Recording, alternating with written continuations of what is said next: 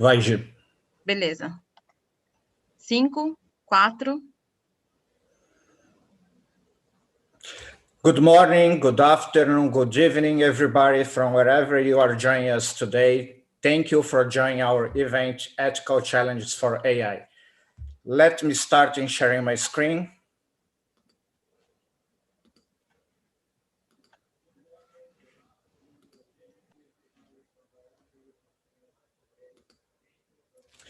For those that don't know each AI, let me give you a short introduction.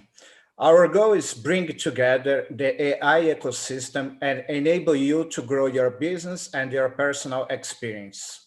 Our ecosystem is formed by many different players, professional, business companies, startups, government, investors, universities, and schools. Our mission is connect all them inside the area of artificial intelligence.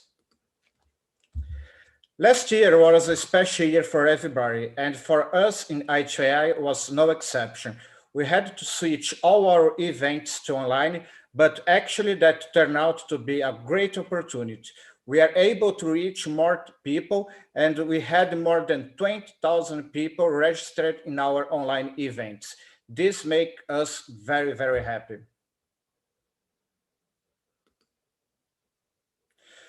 We also had more than 100 companies that join us and share with us their cases, studies, and knowledge. These are some examples. And now a question more like a challenge to you. Do you feel left behind by the transformations that are occurring in a crazy pace? Then join us. If you are feeling a little bit lost, having a bit of difficulty to follow up the new technologies, let's have a chat and do you try to make some light and give you some directions. My special thank you goes to our partner for this event, Data Science Portuguese Association and TUM Institute for Ethics in Artificial Intelligence. Thank you very much. Now I have the great pleasure to present to you our first speaker in this event, Maria Accente, Responsible AI and AI for Good Lead at PwC UK, who will give us some insights about what's the fuss with ethics in AI. Hi, Maria, are you there? I'm here. Hello from London. Hi. Thank you again for accepting our invitation and joining us today. It's a great pleasure for us to have you here. Thank you very much for the invitation. It's a pleasure to be here, and hello to everyone around the world. Good morning, good afternoon, good evening, wherever you are, as Tiago said. Now I will stop sharing my screen, and also I will stop my video so you can start your presentation. Thank you very much, Maria. Thank you, Tiago. So it's the virtual stage is all mine, which is fantastic. Right, so here we go. So I'm delighted to be here, as I said before, and also to open this great event that for the next few hours will be immersed in the world of AI ethics, which is a fascinating way and manner to look at the technology as disruptive, as powerful, yet so dangerous like AI. And because I have the honor to be the first speaker, I was thinking to give you a little bit of food for thought, rather than immerse you straight away in what is AI ethics, what does it do, because we'll have a handful of amazing panelists that will share their perspective on what AI ethics is, how to address it, how it looks like in various organizations, what are the challenges, and most importantly, what is your role, all of us together, because ultimately AI ethics, it's not a individual sport. It's something that we do in a team, and we need to do it in the team for the sake of all of us. I would want to start my presentation with something that talks a little bit about why we here, right? Why do we think that is important for us to look at AI and the challenges it brings, but also being able to acknowledge that artificial intelligence has the potential to empower us to bring about positive change. But that positive change will not happen by default. It will happen by default if we allow it to continue as it is. But I'm sure, as I am very passionate and desire with all my heart for a positive social change, we have to acknowledge that ultimately, in order to achieve that, is about the ability to connect with people, the ability for us, whomever our leaders are, being politicians or other types of leaders, ultimately is about what makes us human, which is the relationship and the bonds we have with each other. And in this context, Maria, yes. Maria, just a sec. Can I make a short interruption? I think that it would be better that you put your screen in the presentation view. It will be. It's not in presentation mode. No, it's. We can see also your slide deck at the side. Would be better for us and for our audience as well. Of course, it's for some reason something is. Yeah. Is it okay now or not? Can you share it again? Because it appears that I am in presentation mode. Let me do it again then. Apologies, and thank you for spotting that out. So, okay.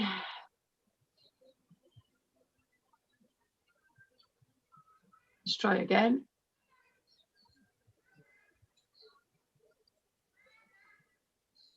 Is it okay now? Actually, no. Are you using two screens or? Yes, I do use the screen.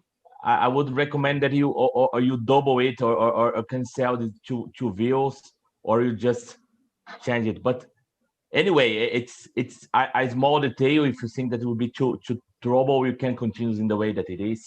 It's just that it's going to have a small view of your presentation. What about now? Now it's perfect. Now it's Thank you very much. Perfect. Thank you. It's probably the first time when I'm using two screens on a presentation and I'm confused with the screen that I'm using. So thank you for pointing that out. So back to the storyline. Sometimes when we talk about AI, we focus so much on the technology of it, how exciting it is, how much progress we have made using this technology. And we forget that, in fact, this technology, like others before, were not there for the sake of technology itself, but it was and should be always aligned with whatever humans decide to achieve, whatever human goals we set up. But to that extent, not only that AI is very personal, ethical AI is it is probably the one area of AI where we can manifest this personal approach, that value-based approach in building and using AI. But firstly, I would want us to take a stock of where we are in terms of AI. And while we hear a lot about the excitement, developments around AI, the ability to use it in so many domains of our life, including in the current context, there were in the last 3 years a flood of headlines like this, where we can actually started to see the dark side of AI. We have seen how AI can be biased in recruitment, or even more, how a self-driving experiment could in fact create a fatal crash. But also how a big platform being powered by AI can in fact threaten our ways of lives. And the big question that exists is like how ready we are to live alongside this powerful technology that we call AI, and how much of who we are as people is reflected in those applications. To go even further, you might ask yourself, but why perhaps where I am, maybe it's not that relevant, because all those headlines are coming mainly from some discrete parts of the world like North America, Europe, how is it relevant to me?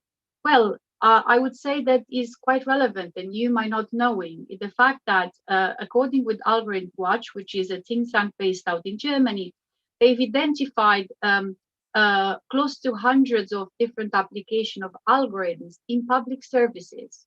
And public services, guess what? We are all using it, from education to health to social services to justice. And those algorithms run so embedded, so deep into those services. Sometimes they are shielded by the opacity and complexities of those systems. The case that kept the headlines over the summer in UK were the example of an algorithm that was used to grade the A-level students, is the version of the baccalaureate in UK. And as a result, a vast majority of students, close to 36%, were actually downgraded. And when analyses were made on what type or what students were downgraded, I think it was painfully clear that the way the algorithm was used was not the fairest one.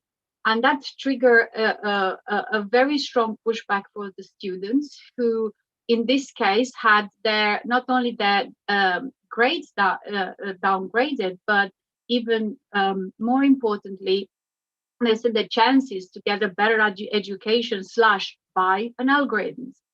And with that, the realization how personal the story of AI and the use of AI is, not just for us in day-to-day life, but more importantly for our children.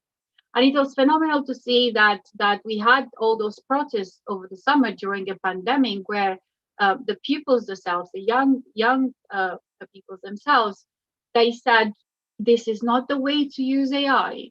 And why we are excited about the perspective of AI, we need to be careful all the dark sides or the negative consequences of that.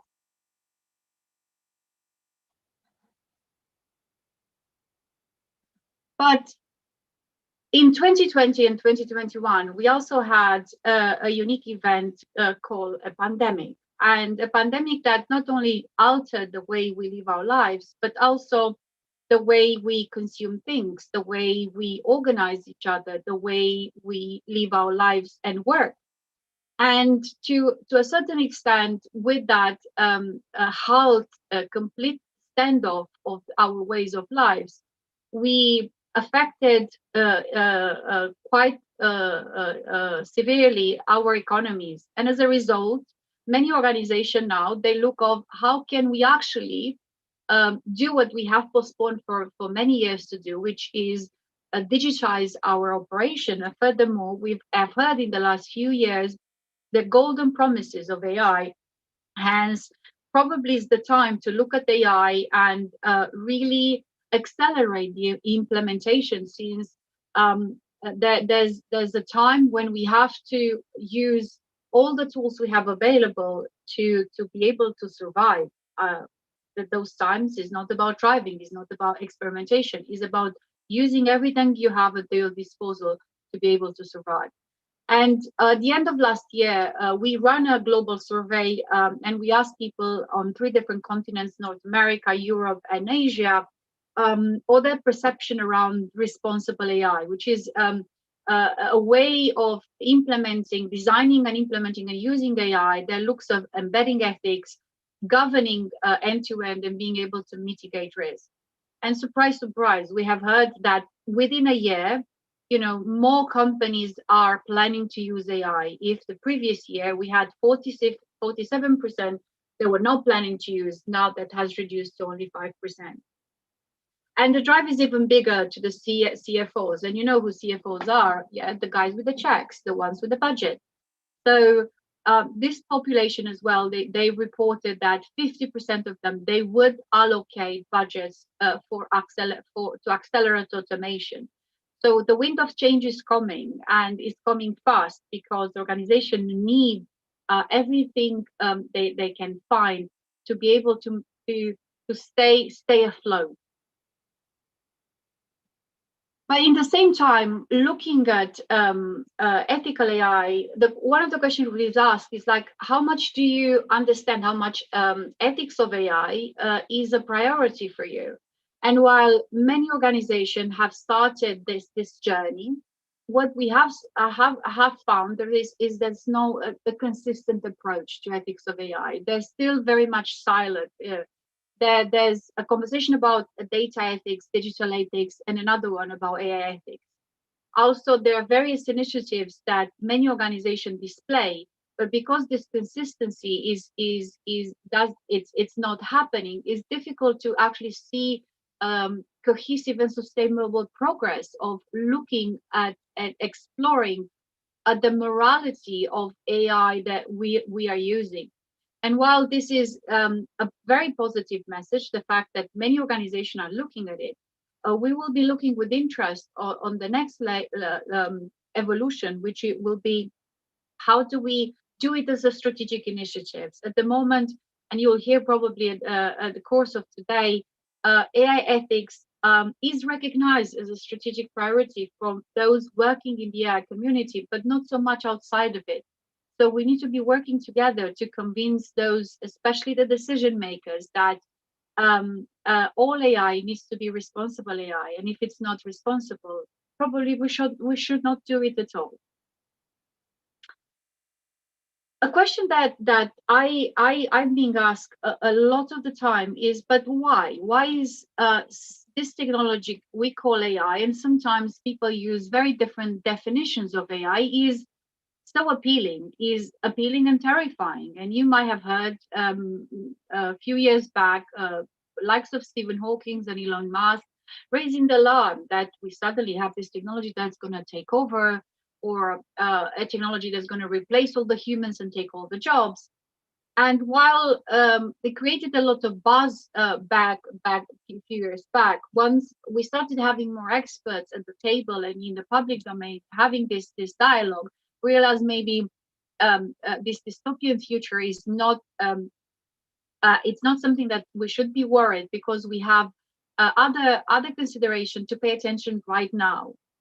But one of the key consideration of why AI ethics matters is that AI is set to have a profound positive impact on global economy. And one of the studies we ran in 2017 has told us that AI used sustainably and methodically aligned with economic goals can in fact have up to $15.7 trillion contribution to economy by 2030. And while you might think, oh, but we're 2021, only 9 years away, and we haven't seen as much progress, what's very exciting in this domain is, on one hand, to look at through the lenses of the organization, the industry, which I've showed you before, but also the number of national strategies that are being developed, the fact that many economies have recognized this huge potential of AI, and they, while some of them are only now starting to create their national strategies, many like UK, Canada, France, are in fact at a second iterations, and that will only gonna trigger more benefits going forward. But in the same time, there was a higher acknowledgement of the new risk that AI brings. And while there are some risks that we already know and are aware, like risk of bias, discrimination, opacity, instability, or security, one that raises a lot of eyebrows, and it's not enough discussed because obviously we haven't had the ability or the context to understand it, these unintended consequences, is the fact that AI at scale might display some behaviors that were not explicitly programmed to do. And in this case, you recognize that we need to change the way we organize ourselves in our society, and they have a different mindset when we deploy this technology. While looking at the impact and the contribution and the value creation of AI is one way of understanding why AI is so important and why we need to be even more careful understanding the phenomenon. It's the tool itself. Is the fact that AI is in fact the holy grail of optimization, right?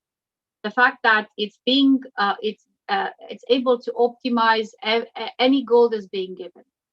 And when you say any goal, we have to acknowledge that this time around, the way we define the goals needs to be much more thought through and considered from different perspectives than before, because we are dealing with a technology that has agency, a technology that whenever released, it adapts to its external environment, is being able to operate autonomously without human intervention, but also interacts with its context. That means it has the ability to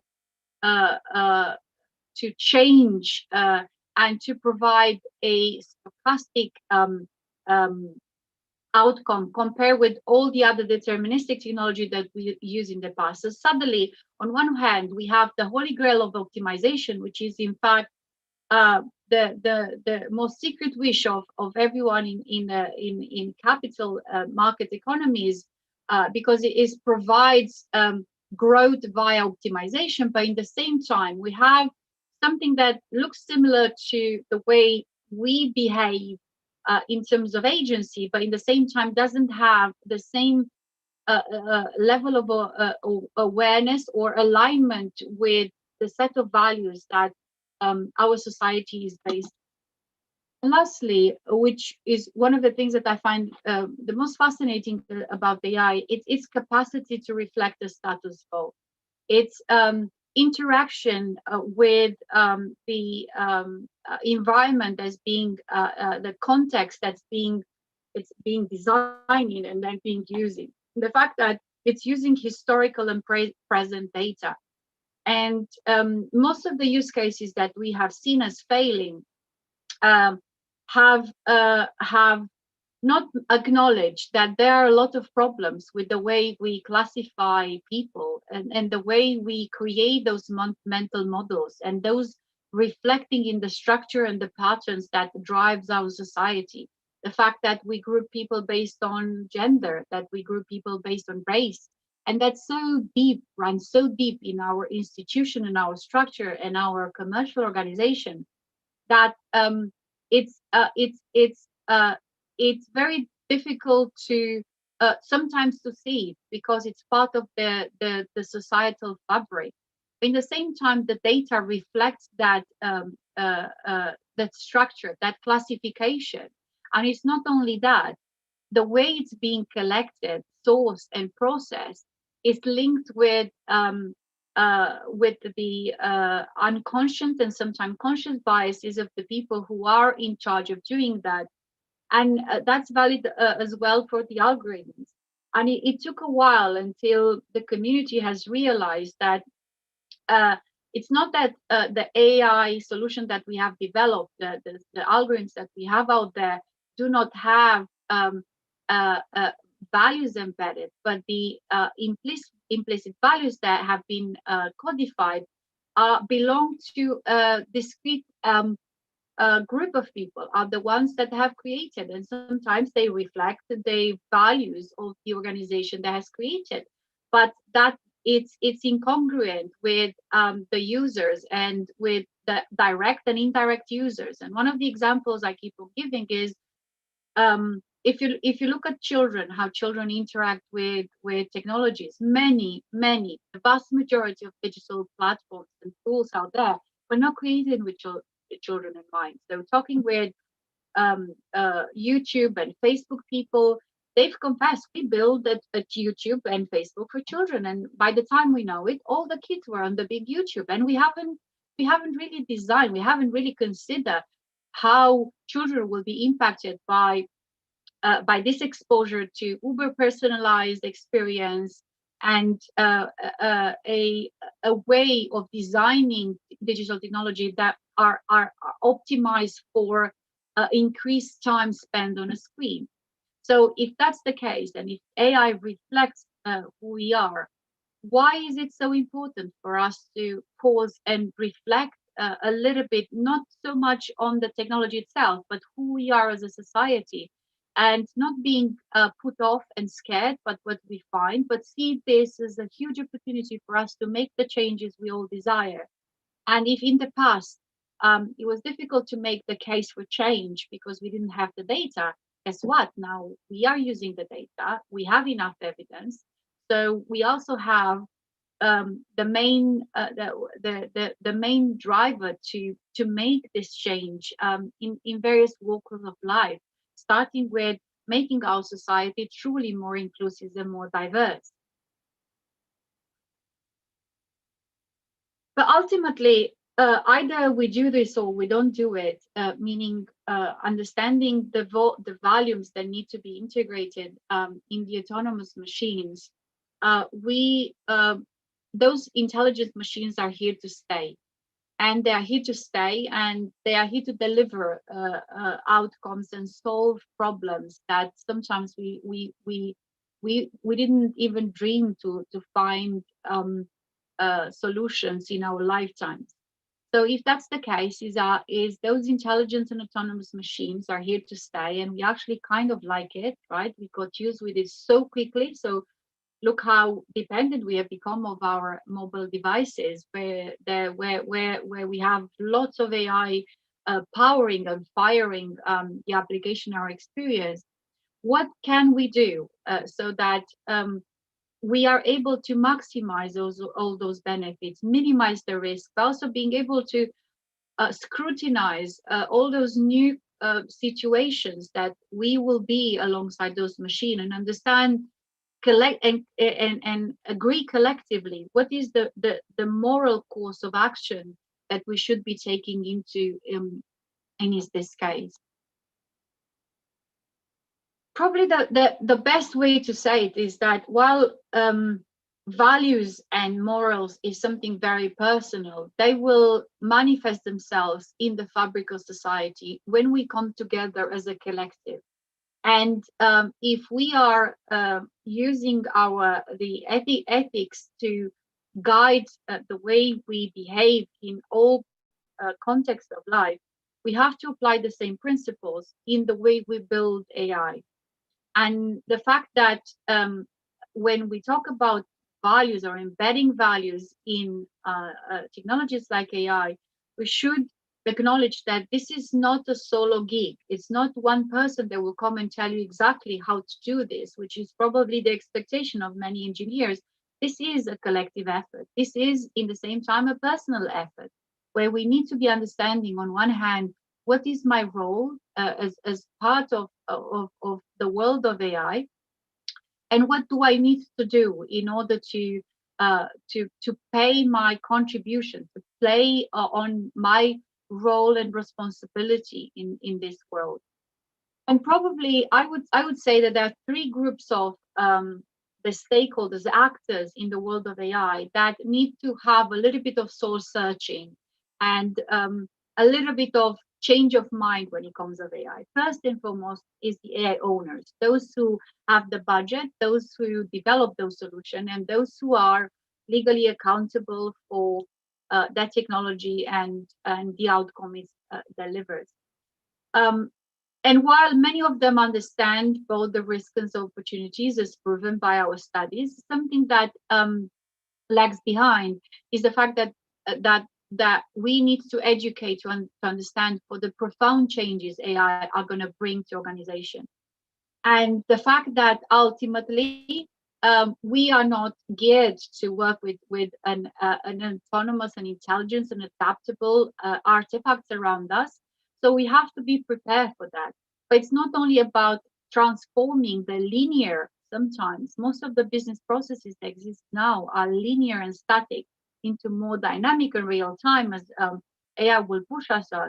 It's the acknowledgement that a good business is an ethical business, and an ethical business will build, sell, and use ethical machines as long as they comprehend that the values that they have and stand for need to be explicitly embedded in those solutions, and sometimes they will have to challenge the status quo.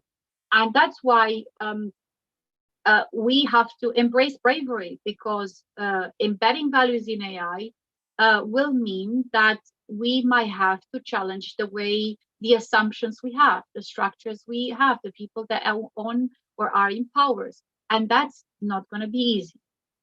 The second big category of actors are the builders themselves. Either they call themselves data scientists, machine learning engineer, data engineers, machine learning, DevOps, and so on and so forth, ethicists, UX designers, anthropologists.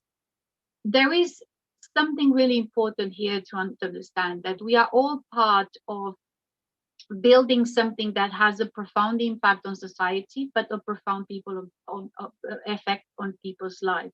And as a result, we have to work with understanding that we all have a personal and an extended responsibility. What do I mean by extended responsibility? It means that it's not just about you providing the most accurate model if you're a data scientist, is the fact that the data you're crunching in many cases is personal data, and the personal data is not just numbers. The personal data is about people's life. And similar with the duty of care that's being displayed by doctors in the offline world, all those who handling personal data needs to be bound to the same duty of care, because at the end of the day, just because you don't see a harm that happens, it doesn't mean that doesn't occur. And it's just because we don't have enough data and enough proof about those online and digital harms, it doesn't mean that they do not happen. And I would encourage all of you who are in this domain, you build AI or use data, to explore how to best develop a better understanding and understand what sort of a responsibility you should have as building AI, but using data in general.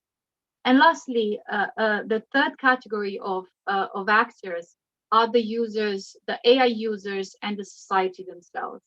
And the fact that while we have so many applications of AI, they are set to be scaled, and we will see more and more impact of those technology, most of them being in an autonomous manner, deployed in an autonomous manner, meaning that they will be without human supervision. We need more people to stay alert, and being able to help the community to identify when AI potentially has gone wrong, is delivers an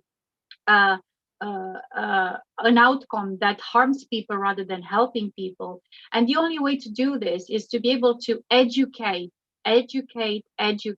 on digital technology, data, and AI. But this education, I stress very importantly, it has to be ethically aligned, meaning it's not just about us learning what data is, how internet works, how we build the model.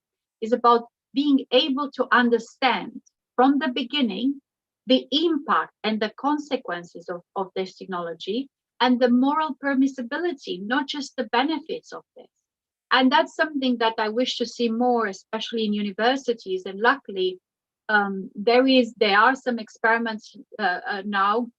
It's a course at Harvard University that has a lot of their materials open source and publicly available, where they look to embed ethics in the computer science curricula rather than teaching it as a module and an add-on at the end. And the benefit of doing this is that you educate the future computer scientists to think about or asking moral questions and being able to be alerted and critically assess at every single stage.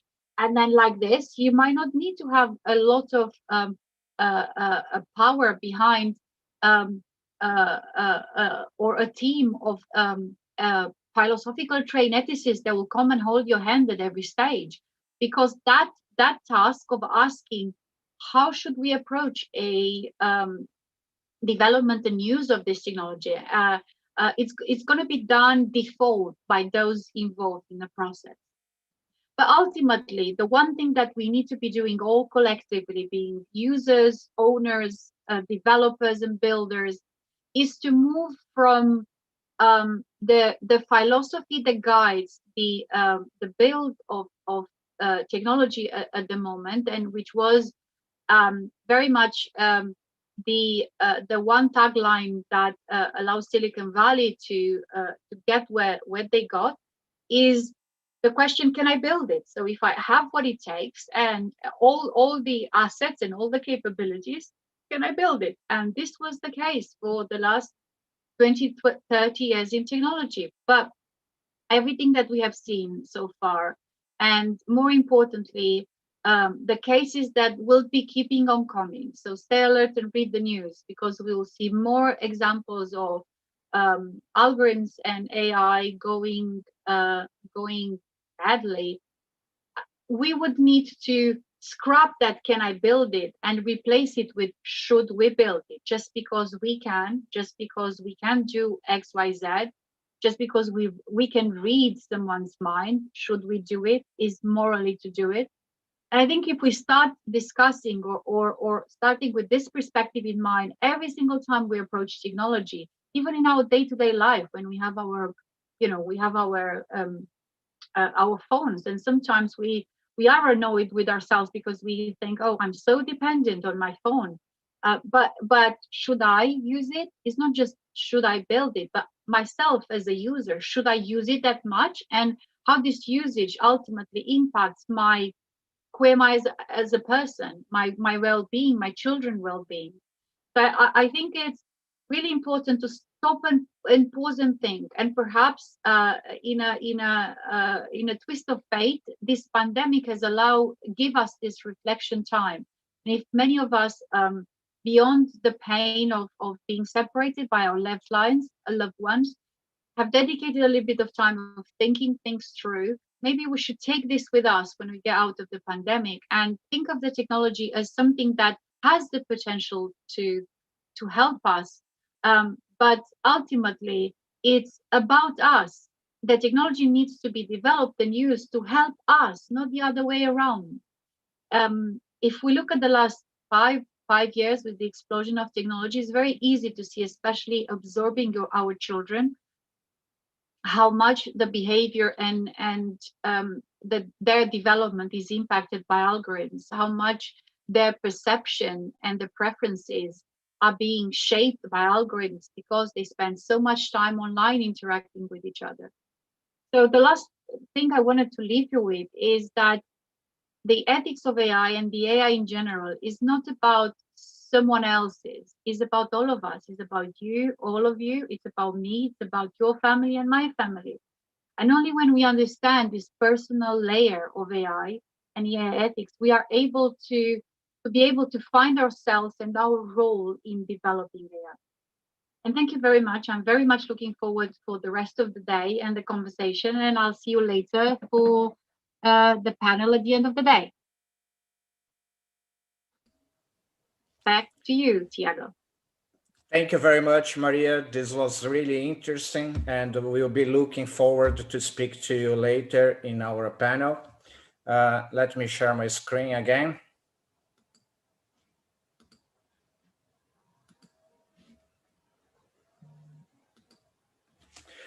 Now I have the great pleasure to introduce to you our next speaker, also Maria Conceição Mota, VP at Data Science Portuguese Association and BI and Financial Application Manager at Fidelidade, that will speak to us about a layman's take on AI ethics.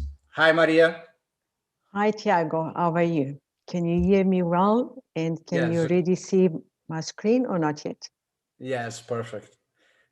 Thank you again for accepting our invitation, joining us today. And thank you also for being one of the partners in this event. Thank you very much. Somehow I cannot share my screen because it's still in control. I will stop share my screen. You can try now. There we go.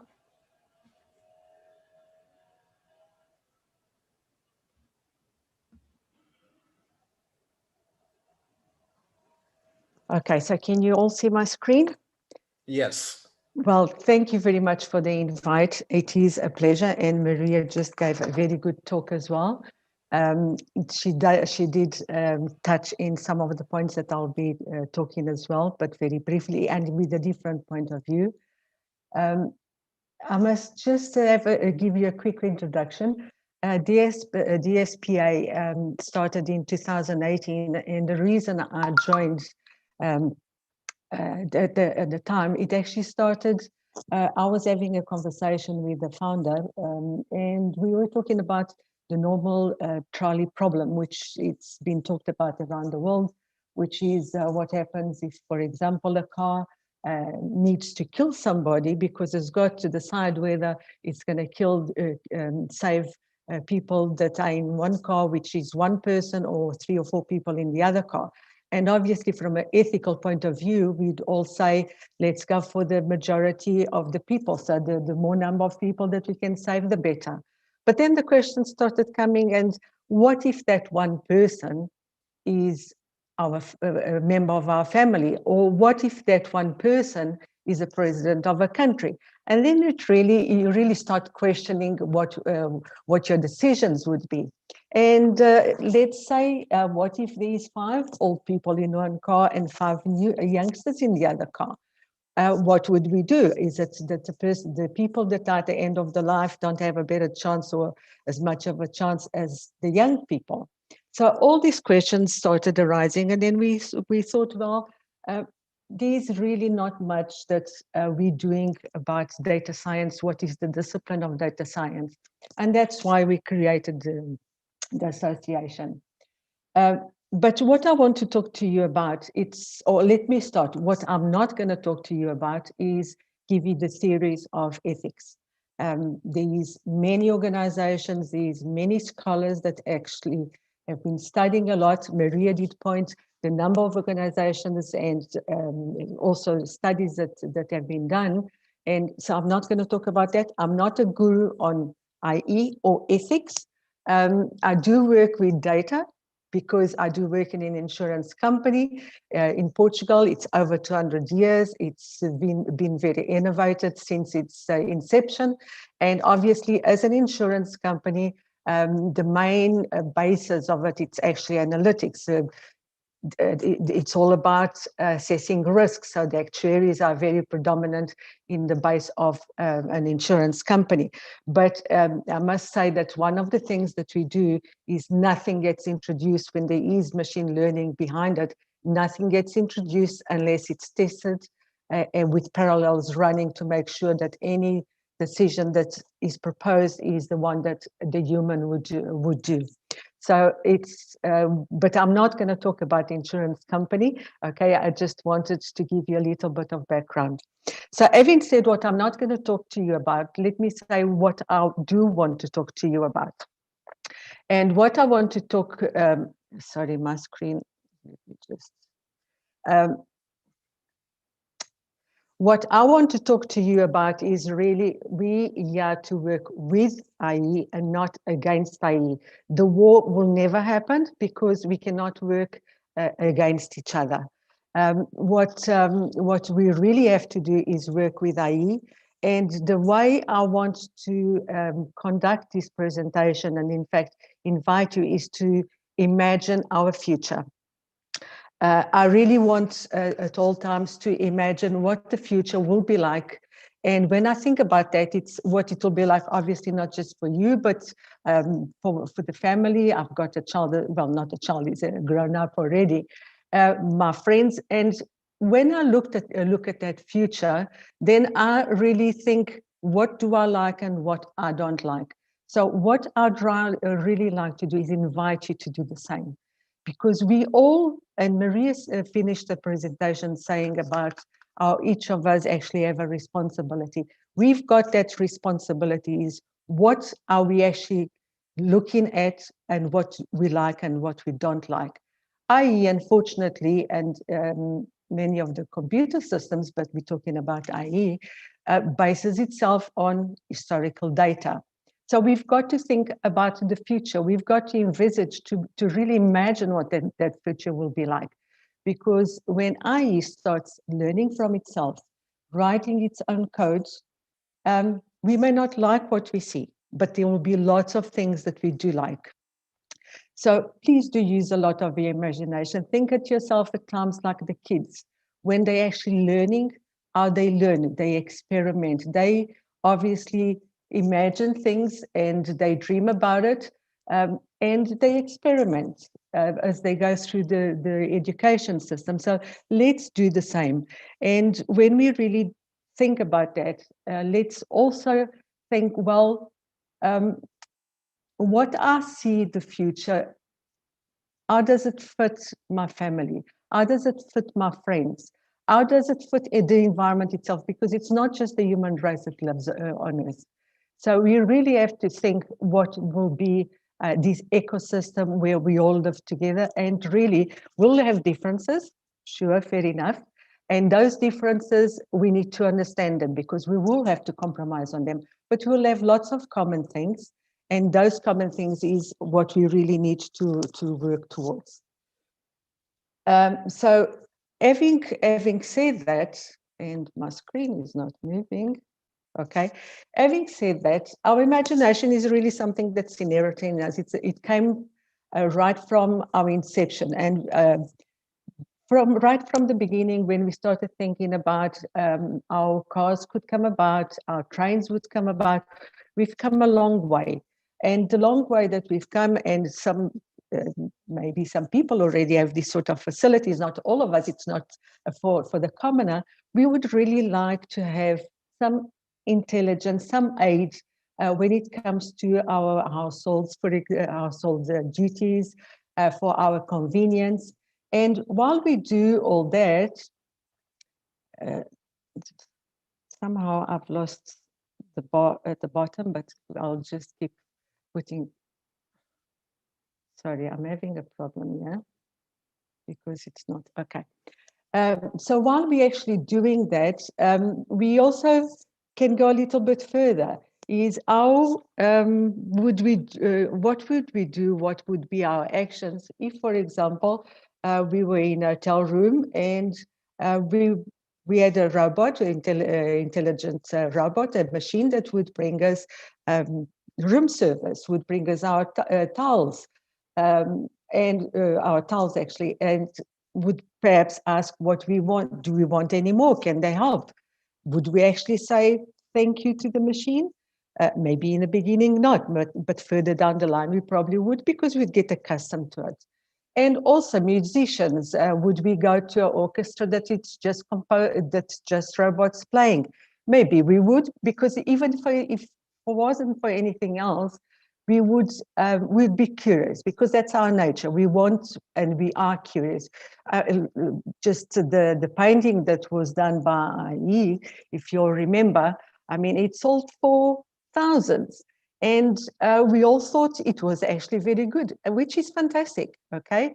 So that is really something that it's part of our nature. We grow with it, but we also have to take responsibility on some of these actions that we do, because if we did all that, we're actually putting people out of their jobs. Now, is this good or is it bad? Progression does have some costs, some losses, in fact. So when we think about progression, what we've got to take into consideration is, although there will be losses, what will be the impact? Those people that have lost their jobs, what is the social responsibility that we have towards those people? Are we just going to put them on unemployment, or should we set some sort of help, some sort of care to help them to find work, to help them to set up a business, whichever it may be? So I think from a personal and social organizational point of view, that's something that we have to bear in mind. And obviously, losses always come together with progression, but is it at all costs? And is it for the benefit of the few or for the benefit of many? Let me just take you, just imagine a setup. Let's think about hackers. Imagine that we actually had a few hackers with the data scientists sitting together to develop a machine, a set of codes that it could actually learn from itself to protect and defend invaders into the system.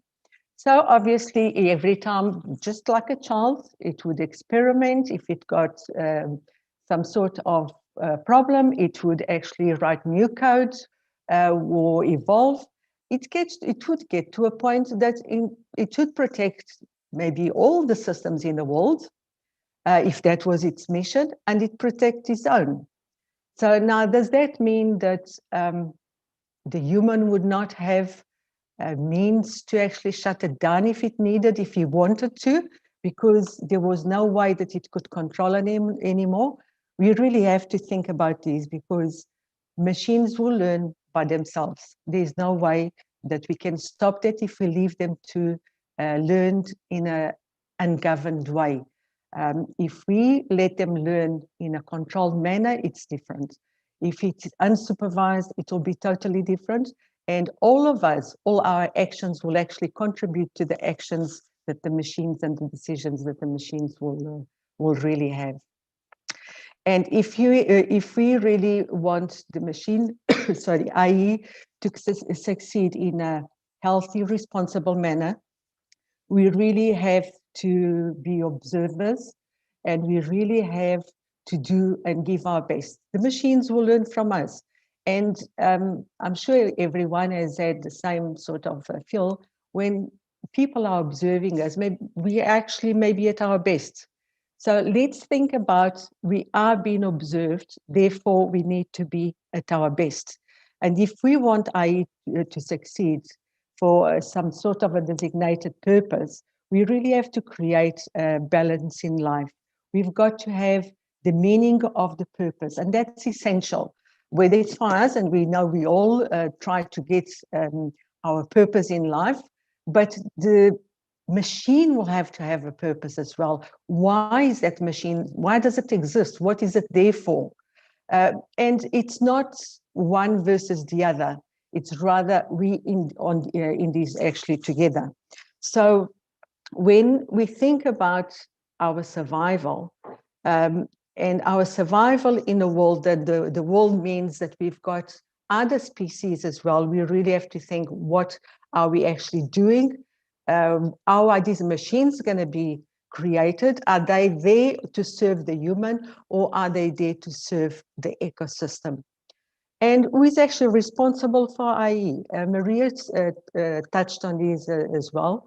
But obviously, we're starting because we're talking about ethics, and ethics comes along with the humans. Although, if we look at animals, animals also have, I wouldn't call it ethics because it's sort of related to human in a way, but they also have their compromises, their respect. So it's not so much from a human, but we're the ones that are developing these machines. Therefore, we've got to think, is it our responsibility or somebody else? And if it's somebody else, what are we actually delegating? So is it the government? Yes, obviously the government is going to have to be enforcing some laws. There's lots of governments actually doing this already. There's lots of governments in the process of doing it, maybe some that haven't done anything. But is it as individual citizens? And my view is, above all and most of all, yes, because we will be the ones that conduct and align, in fact, what the actions of the machines will be, because it will be learning from every single one of us, independently of what the purpose of what it was set up to do, because we all have some sort of dialogue, some sort of interaction with these machines. We will have anyway, and in fact, there's some that we already do on every single day. And when we talk about leaders, where do leaders really come into the picture? Well, let me just say, and one thing that a couple of years ago when we started talking about digital, one of my concerns was already, what is the responsibility of the leaders in digital worlds? And digital world means data, it means AI. It does not exist with any other sort of pre-requirement, because it's all about data. Yes, it will have consumers, but also at the same time, we'll have to think, what what and who will the consumers be in the future?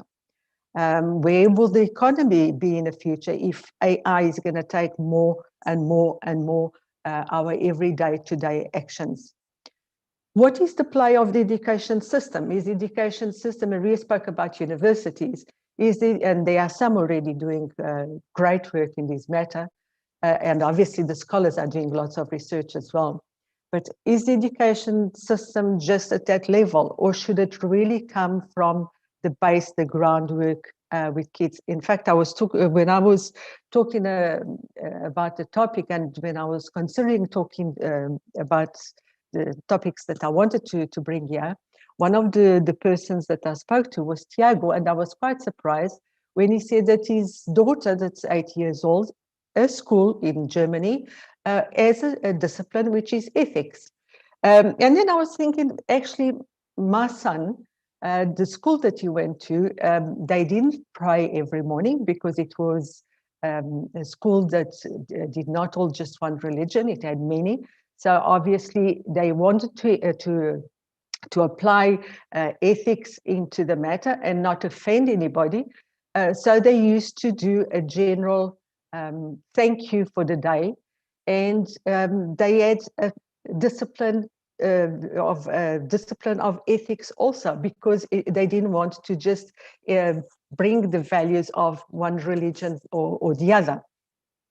So the education system has got a big play in society, and I would say it's right from the word go, right when they're small. And these days, kids are actually starting sooner and sooner. I'll give you an example. I've got a niece at the age of 4 years old. At the time she lived in South Africa. She was here on holiday, and I looked at the phone because she had a little phone for little games, and also for not messages, but because obviously she couldn't read, but it was images that amongst the family they could exchange.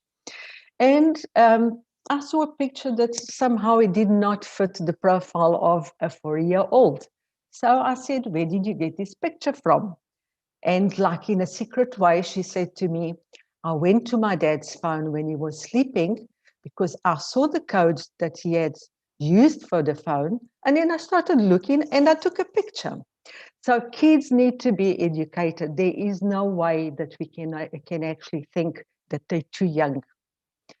And what about the people that actually create AI? And I'm talking about data scientists, but obviously it's not just data scientists, because data scientists need to be working with other disciplines to actually make AI to serve the purpose. If it's, for example, for for medical industry, for surgery or whatever, then it's a data scientist with a set of professionals that can actually develop the code, and then from there on, the machine maybe can learn. So obviously data scientists plus every single other professional is involved, because they have, if we want them to do our job, we've got to teach these machines what our job is all about. Then what in reality happens,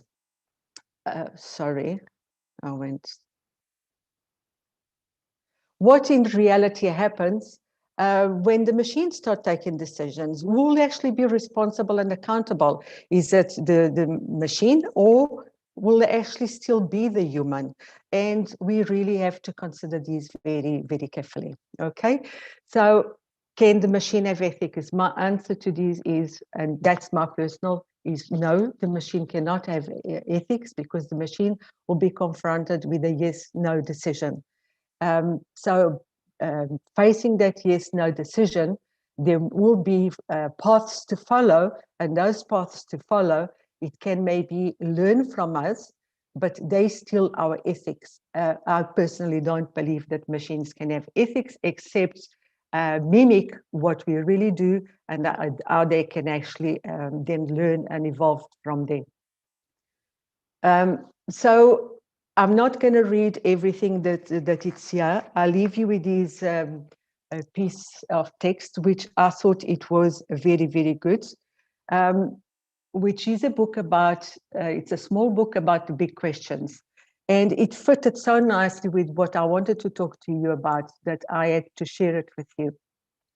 And it's actually for us pointless to say that everything on earth is moving very fast. We all know that it's moving very fast, and we made it move very fast. So we can't actually now say, well, I can't follow up the speed of change. No, we have to be there. We really took the decision to make it move that fast. So what we really have to decide on this journey that we're doing, do you want to be a passenger? Do I want to be a passenger? I don't want to be a passenger.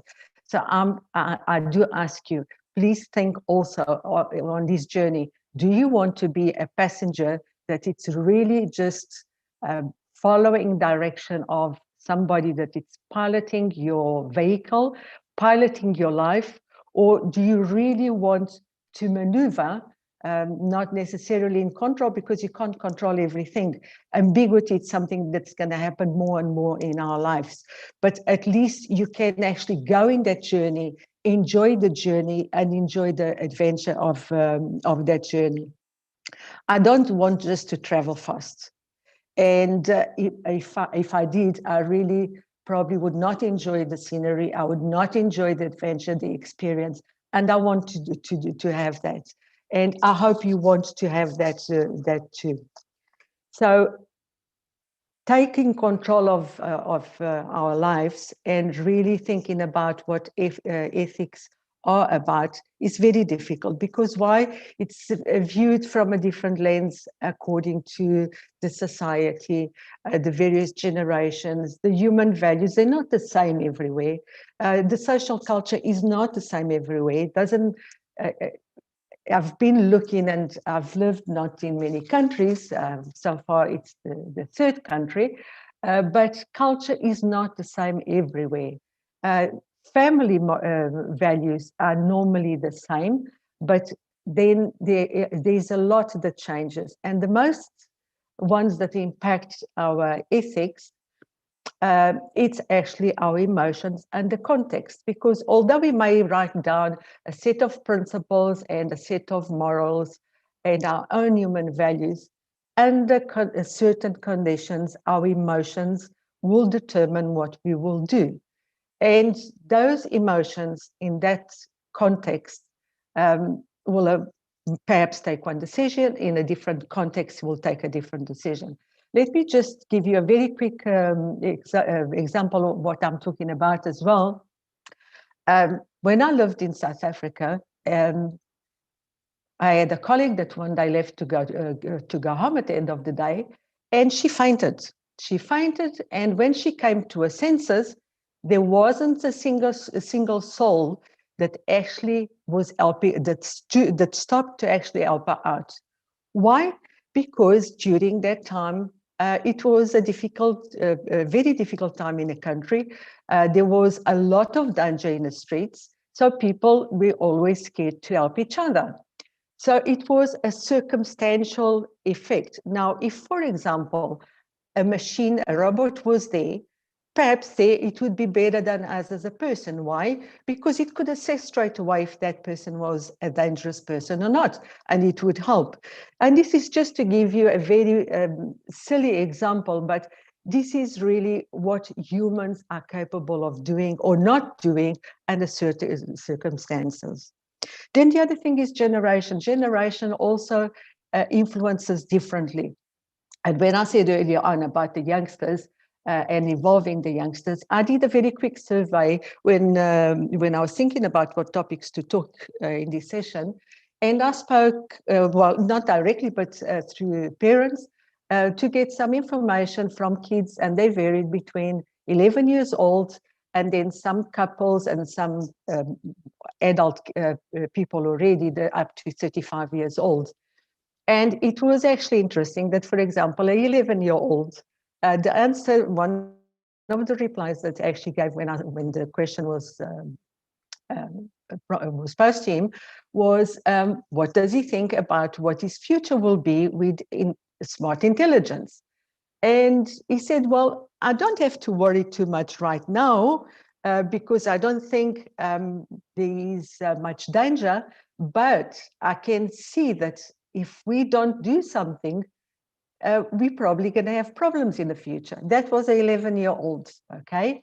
Then there was also another group of people, already young couples, when they started saying, no, it would actually be great, artificial intelligence, and even if implanted in us, that would be fantastic, especially people that really need help in the medical circumstances, until the wife of the one actually said, and if he did something wrong, I could actually push the button and maybe send you a signal.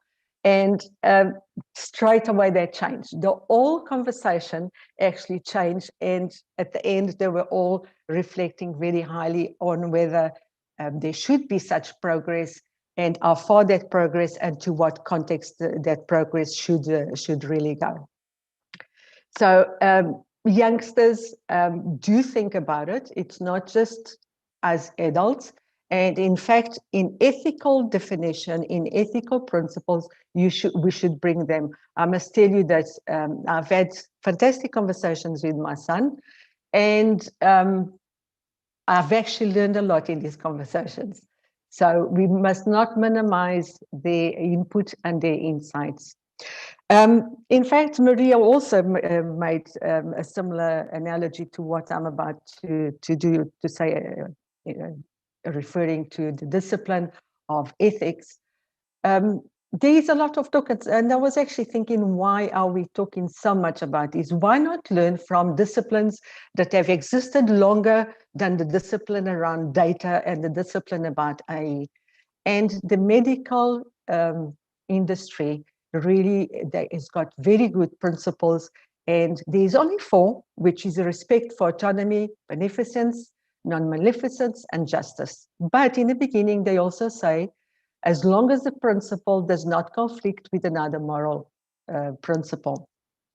And to me, the one that it's the most relevant, it's what is there in the plus, that I put in the plus, which is concern for the scope of the application. So yes, a doctor will know and will share the information as long as is within its own specialization, or with others if it really serves the purpose of improving the human being, the patient that they have.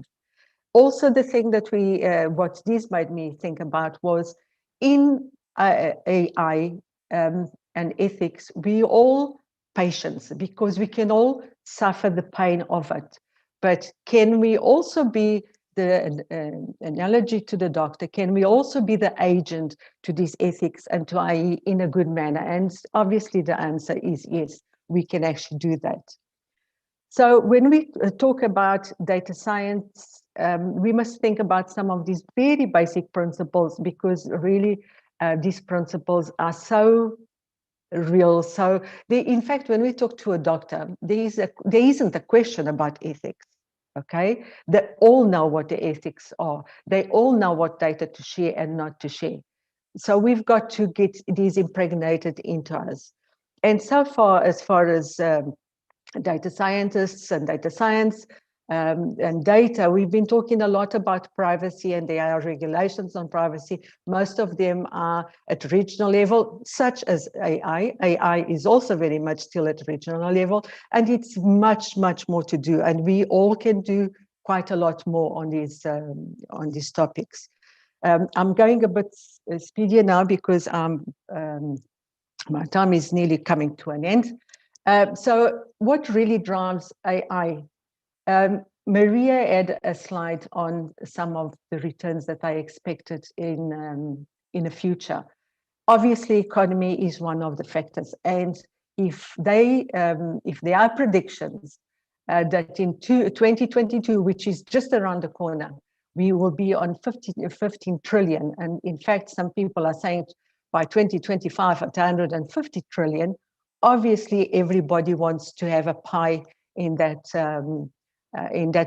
pot of gold. So economy is driving us, but I would say that the worst and the biggest driver is consumer convenience, because economy will not thrive so much if us as consumers do not demand so much from convenience.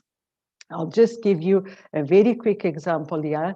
If we think about, for example, a personal assistant, I as a personal assistant. If I'm late, if one of us has got kids in school and is late to go and pick up the kids and has got, let's say, Alexa, and in the past, Alexa was told to call the Uber because the mother or the father needed to go and pick up the kids. The Alexa will say, well, it's time for you to go and pick up the kids, but you're still working, so you carry on working.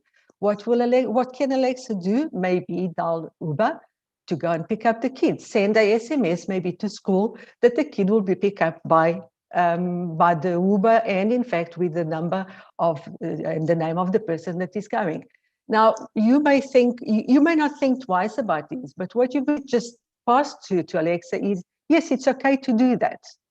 So our convenience is probably the biggest threat that we actually have in the world of AI. And then obviously there is ambition, and ambition is good. When it comes to egocentricity, then it's not so good, but that also exists. So AI is going to be there in the hands of people that maybe not have the morals that you have or the morals that you expect to have. So we have to be careful with that. And we as humans, we're curious. It's part of our nature. And it's also part of our nature to challenge our intelligence. So having said that, there is no way that we, oh, sorry, I went backwards and not forwards. So there is no ways that we can actually stop.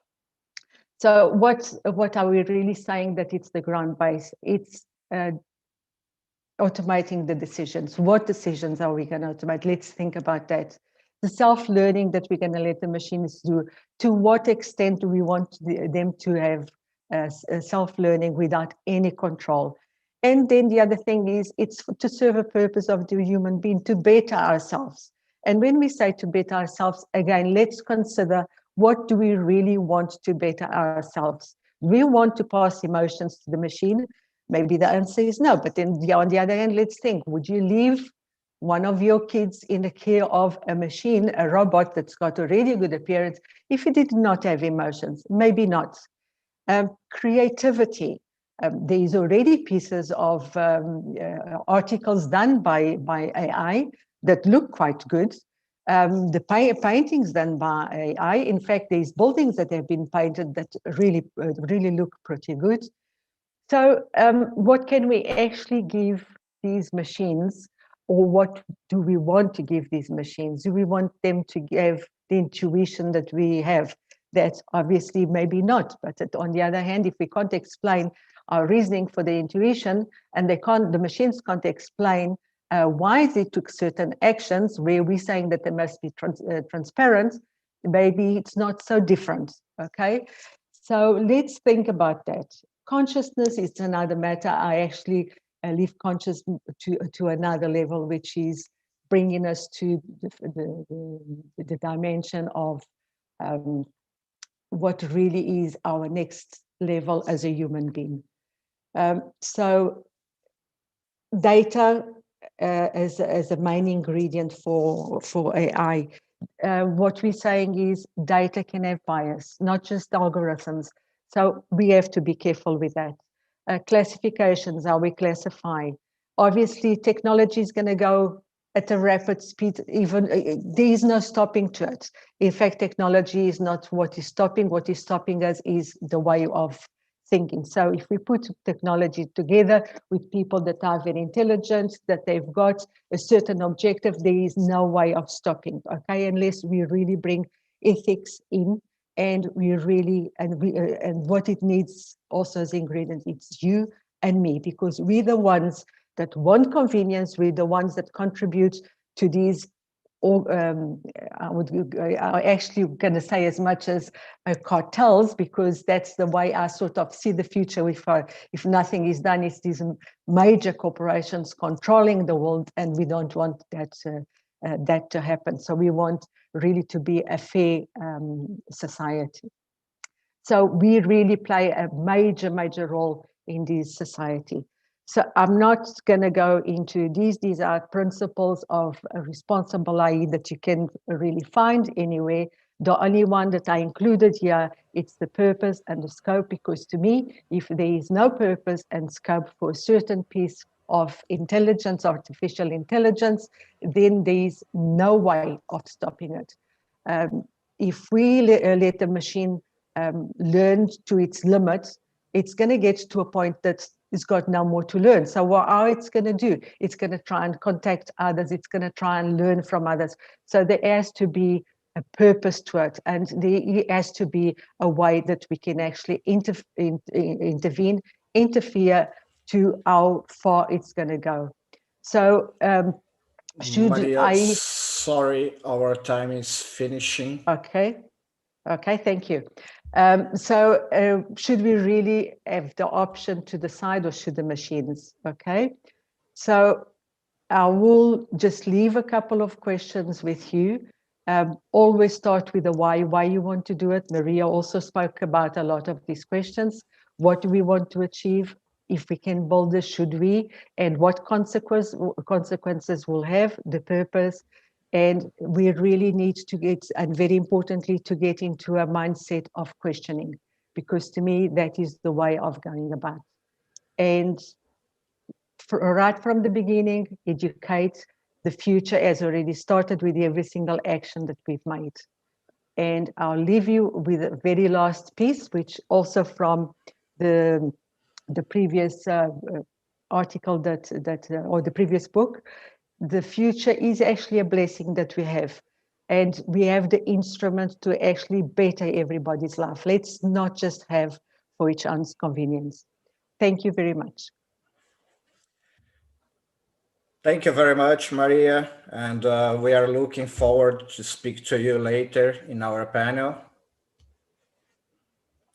We'll now have a 10 minutes break, and I will invite our CEO and co-founder, Alexandre Del Rey, to share with you some information about our activities. Alexandre, are you there?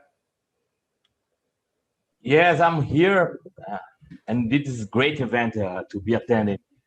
Congrats for the both speakers that was before me here. I just want to share some information regarding in the interval, if you want to take a break, to go to drink some water.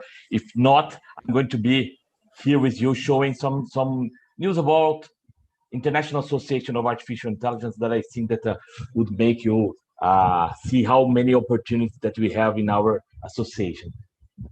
I hope that you are also watching my screen right now. Let's go challenge for AI. I would like to talk a little bit more about the association. The association is a great hub. We connect different kind of organizations and professionals, and this is per se, it is great because we can connect the students, the academy, with the professionals, with the investors, with the companies that are using artificial intelligence, with NGOs, with government. We are a great opportunity to you to be part of this very key ecosystem.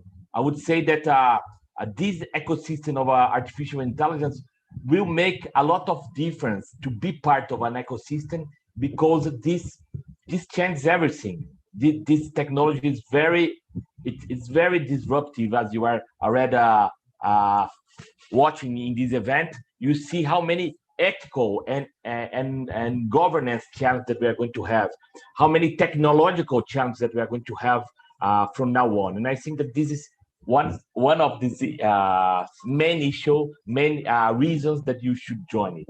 And more than that, I could give you some other reasons to join us. One of them is that we have very interesting, amazing content that only members have access to. Then you can see, for instance, you can see the whole event of I2AI experience with many international and local attractions, local speakers. It's very interesting. AI frontiers that talk about the borders of the future of this amazing technology that is artificial intelligence. The marathon, the artificial intelligence marathon with our most experts.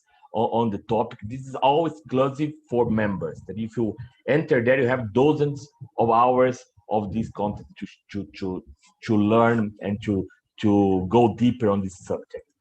Also, another thing that is very important for the association is our network meetings, the network sessions. And if you join us right now, you can even take a part of the first meeting that we're going to have tomorrow evening in the Brazilian time. If you want to join us, it's a very important opportunity, because you can start already talking with other people in the same challenge, with the same goal to be a leader in the fourth revolution. But not only to be a member, you can also educate yourself in this topic. This is something that we take very serious to help professionals, to help organizations in learning these new and very important skills. Then we have many different courses. Some of them that I like are these certificates. You have, if you don't know almost anything about data science, you don't know about anything about artificial intelligence, you are a business-oriented person, but you realize that already that it's very important that you know something. You know the minimum, the fundamentals, the introduction of these technologies. There are 3 ways to do that. We can do it by joining us in the Analytical Foundation course, that is a data science introduction. We can do it joining us in this AI applied into business. That's very interesting approach. And also, if you want to understand a little deeper some of the main technologies related to artificial intelligence, you can join us in the AI main technology, the AI technologies foundations that talk about robotic process automation, talk about machine learning, talk about computer vision and natural language processing. And especially for those that are attending this event, I would recommend these 2 courses. There is the Brazilian regulation for data protection, the LGPD, and also there are some similarities with GDPR that's very famous in Europe, but also many differences. And this is a great chance for you if you want to go deeper in terms of understanding the regulation and be compliant to it. This is the course for you. This is starting next month, March 24th and 25th. There is a nice discounts for early enrollments in this course that you pay attention on our site. It's a very interesting one for understanding what you need to do and also how you can use technologies to help you in this challenge. Also, this is also a different new course that we are launching. We are launching this year. Is this governance challenges for AI projects, especially for C-levels. If you want to think about really a bold, a long-lasting strategy, a digital strategy that are already concerned with ethical problems, with governance problems, with regarding security, regarding privacy, regarding humanity. All these topics are addressed on this course. It's a very interesting course. You can get more details in our homepage as well. And last but not least, if you are there watching us, we have a full set of events this year. We have over than I think that 15 events in the total, and it's a very great opportunity, especially if you are from abroad and you want to sponsor some events in Brazil. That both of them are located in Brazil. We have international events like the I2AI experience that is also have a very international audience. But if you want to target Brazilian events, or you want to take part of great international events like this one and others, and pay in reais, that is very cheap right now. This is a very important issue, that you can get very good deals sponsoring our events. Talk to us.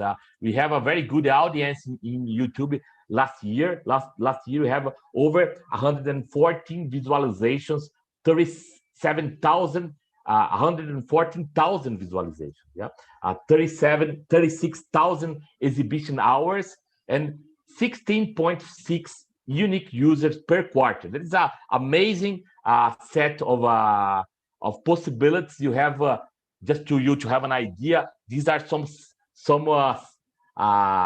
examples of what we are going to talk during this year. We have another marathon in April. You have agribusiness driven by AI. In May, you have AI frontiers again. In May, again, in end of May, AI challenge that talks about startups in July. I2 AI experience, that's a great international event in September. That I'm sure that you are going to find your right audience if you want to talk about artificial intelligence and subjects related to that. And if you are interested in the topic, I also invited all of you to follow us. You have active pages in LinkedIn, in Facebook, and Instagram. We have WhatsApp groups for discussions. We have this YouTube channel that you are following us. We have a Telegram, and we are going to launch others in the near future. Then it's a good idea that you follow our association in any of the channel that you it finds suitable for you. Okay, I'm going to hand over to you, Thiago. It was a pleasure to pass the interval with you. Please go ahead with this great event. Thanks, Ale. Let me share my screen again.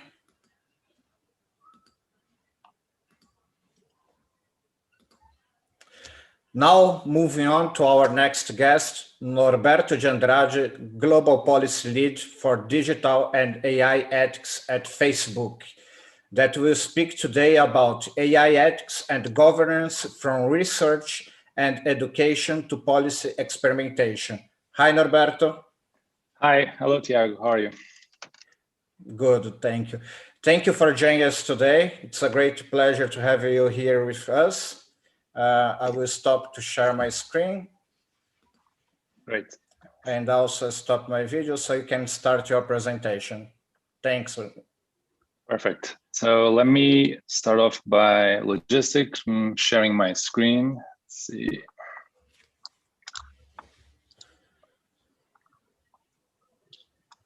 Can people see my screen? Actually, it was the exact same slide that you were just presenting. Oh, it's your screen.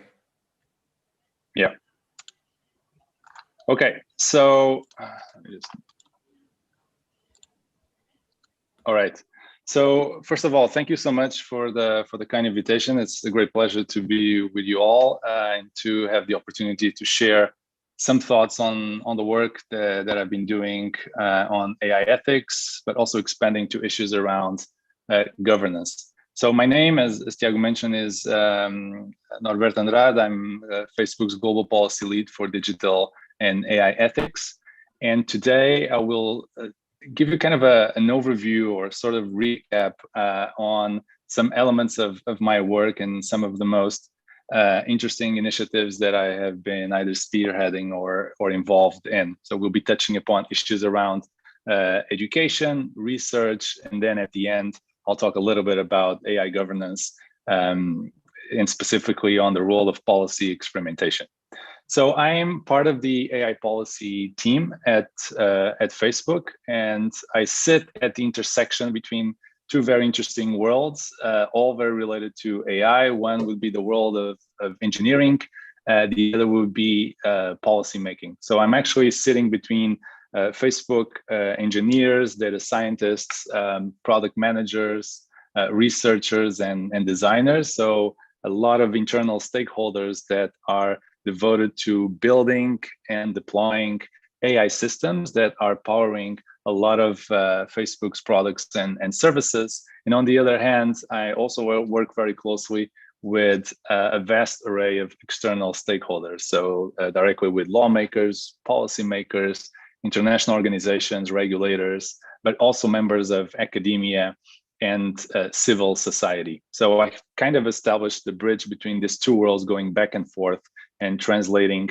one to the other, all in order to make sure that we are developing our products in a sound, ethical, and privacy-preserving way, and by making sure that we are listening, talking, and discussing with the external stakeholders, with the experts in the field, so that they can inform our work, and that we can also contribute with our technical expertise also to various important external developments. So I work directly on helping develop Facebook's approaches to responsible AI development, touching upon issues of privacy, fairness, transparency, accountability, risk assessment, and also working with external stakeholders. So being very much involved in discussions around AI ethics, governance, and regulation. So today I would like to spend this presentation telling you a little bit about what I do and providing you an overview of the work that I do on AI ethics and governance. So I will be describing a number of projects that touch on the importance of educating policy stakeholders and audiences, people in general, on the technology, on AI, and how Facebook is using it. Also telling a little bit about the work that we've been doing in promoting and fostering research on AI ethics, namely some initiatives that we have developed in the Global South.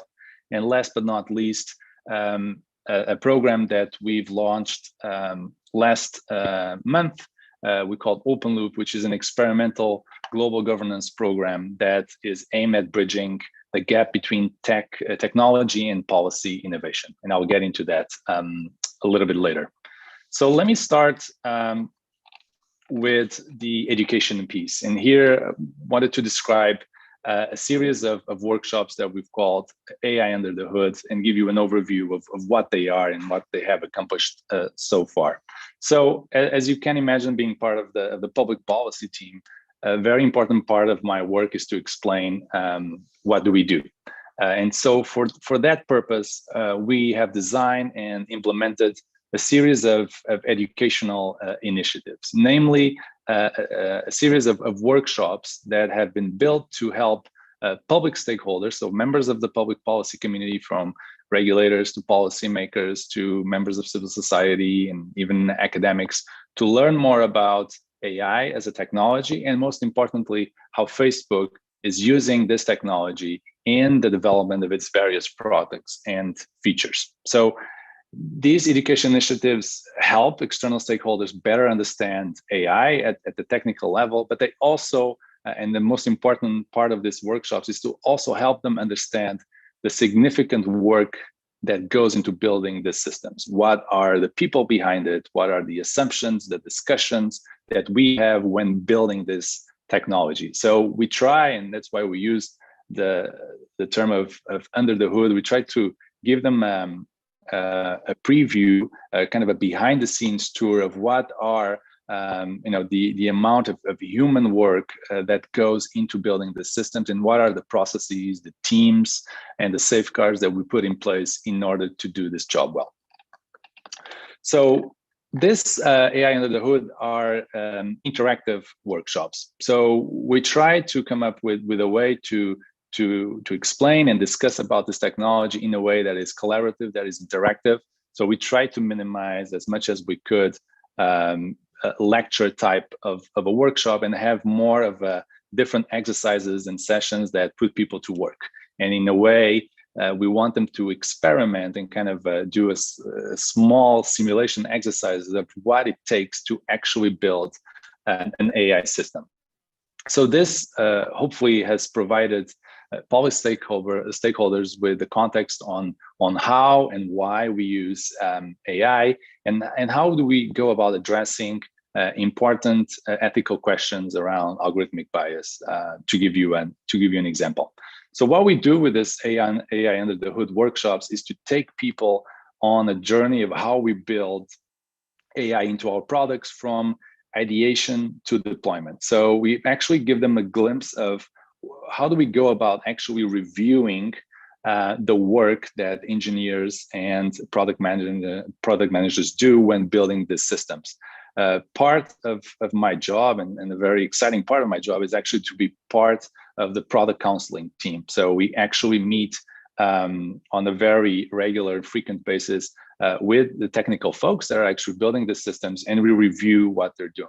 We flag for important policy considerations alongside other teams like the legal team, like marketing, like security, that are all there in this very structured process to make sure that before we actually have the engineers start their work, even before they start coding, we actually have meetings with them to understand what's in the pipeline, what's coming in the future, and how can we help them shape and build those products in the most privacy and ethical way. So this AI under the hood workshops also exposes people to that work. So to the work of the people with backgrounds such as in policy and ethics and political science and communications, how are they involved in a very technical process of building AI? And what does it mean to actually be in the same room, most of the times obviously in virtual rooms, discussing the intricacies and the challenges that are posed by the AI products that are being built and deployed. And this is a very important job and very relevant one, because as you can imagine, AI is underpinning practically all of our engineering efforts. So AI is the foundation, almost infrastructural foundation of all of the products and services that we are currently building. So in order to get them right, we need to have those processes and to review all of that work to make sure that the algorithmic systems that then would be used to power different products and applications have been reviewed thoroughly and in a timely manner. This AI under the hood workshops, we actually started this program back in 2018. We started it in Brussels. Back then it was the 40th edition of the International Conference of Data Protection and Privacy Commissioners. We organized a side event. Frankly and hopefully, fortunately, this acronym of the International Conference for Data Protection and Privacy Commissions has now changed to General Privacy Assembly, which is a bit more user-friendly. Since then, we have deployed and we have run this type of workshops in many different countries and regions of the world, like in Brazil, in Uruguay, Colombia, Spain. We've also been present in Singapore and also in the US. So these sessions that gather really different members of the policy community really help them better understand how the technology works. So we actually go back to basics and we run them through important definitions of algorithm, and then moving to machine learning algorithms, and then understanding how they are used in practice. So, and the most important objective of this AI under the hood workshops is to make people understand the challenges that companies face when building AI systems. So people will leave this workshop really understanding the crucial, important role that humans play in these processes. So really demystifying and humanizing the technology. AI is not just something that, by pure magic happens. It's something that is a fruit of labor of many different people with different backgrounds, with different assumptions, and dealing with important ethical, policy, and legal consideration. So through this workshop, we really want to show the human side of AI and give them a glimpse of the different discussions, compromises, balancing of different values and competing interests that actually go into building this system. So this is not only a purely technical process. There's a lot of social science reflection about what do they mean and what impact do they have once they are deployed. So we provide a sort of like a deep dive on the various teams, on the processes and safeguards that we've put in place to build and deploy AI. And we try to make it fun, collaborative, and interactive. So we actually ask participants to engage in hands-on and practical exercises, interactive exercises of what it means to actually build AI. And we confront them with concrete challenges and the difficulties that might be involved in this process. So we take inspiration from some of our products, and based on that, we actually deploy an interactive session. So just to give you an example, one of the interactive sessions that we have is around a virtual reality product, the automated avatar generation for social virtual reality. So basically, this is a machine learning system that converts a photo of a person, like a profile photo, imagine a selfie, automatically into an avatar. So we have deployed that system to do that automatically. And what we do is actually expose the participants of those workshops to ask them to fill the shoes of a product manager and to actually help us build that product. So we kind of, in a simplified manner, we walk them through the various steps. And one of which is, how do you actually build that machine learning classifier? What data training sets you need to gather? And most importantly, how do you go about labeling those photos? So we actually expose them to photos, to different options in terms of how to label that those photos, and we kind of expose them to the difficulty of coming up with a labeling task that is done in a comprehensive and as to the extent possible, one that would mitigate bias, because the way that you would label photos might be biased depending on your own assumptions, on your own background. So we try to do this in a very hands-on approach where we ask people to actually become annotators of data sets in order to build those systems. And then we have a discussion around the issue of, for example, label bias. That is a very important one. So, and to end this part of the educational piece, by having the participants of these workshops, for example, label data sets, categorize pieces of content, extract rules from previous human decisions. So we want them to learn how AI is actually built and how machine learning works, and have them appreciate the complexities that are involved in this process. So a lot of the feedback that we get from this AI under the hood workshops is the difficulty of aligning and within a group of people on the right way to label a data set, what are the right assumptions and the objectives that should be defined for that specific algorithmic system. So that is an important part of the work that we do in being transparent and educating people about the technology, but also about the challenges that comes with it, and being very pragmatic by using some of our products and services to promote that type of education. Another important element of the work that I do in the AI public policy team has to do with research. And as the previous two speakers have already mentioned, there are a number of intricate and complex ethical questions that come with the process of building AI systems. And we have a firm belief that the industry alone should not even attempt to answer those questions by itself. So there are important research questions in the design and the application of AI that should be dealt not only by the companies that are building and deploying those technologies, but also by independent academic research institutions, because we believe they are the ones that are best equipped to pursue a type of research that demands interdisciplinarity and other backgrounds and perspectives that companies alone would not have.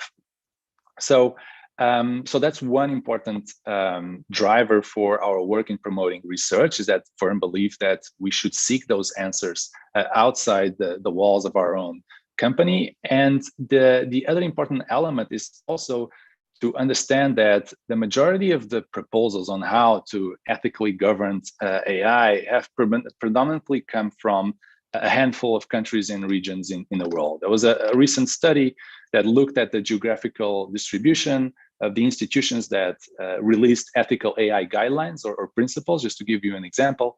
And the immediate conclusion was that the overwhelming majority of those proposals were actually coming from the United States and the European Union. So when we translate this to also scientific research being done to advance the field of AI, the picture is not very different. It's actually pretty similar. So most of the research publications and academic collaborations in the field of AI are either from Europe, North America, or East Asia and Pacific region. Then to add to this statement of fact is also the fact that research is predominantly technical in nature. It tends to be, generally speaking, obviously there are exceptions to this, but it tends to be generally detached from social sciences disciplines. So with all that in mind, and to help support thoughtful and groundbreaking academic research in the field of AI ethics, we think that it's important to take into account different regional perspectives. And with that in mind, we've launched a series of call for papers, asking scholars, experts, and researchers in regions like, in countries like India, APAC, Latin America, and Africa to actually write about AI ethics.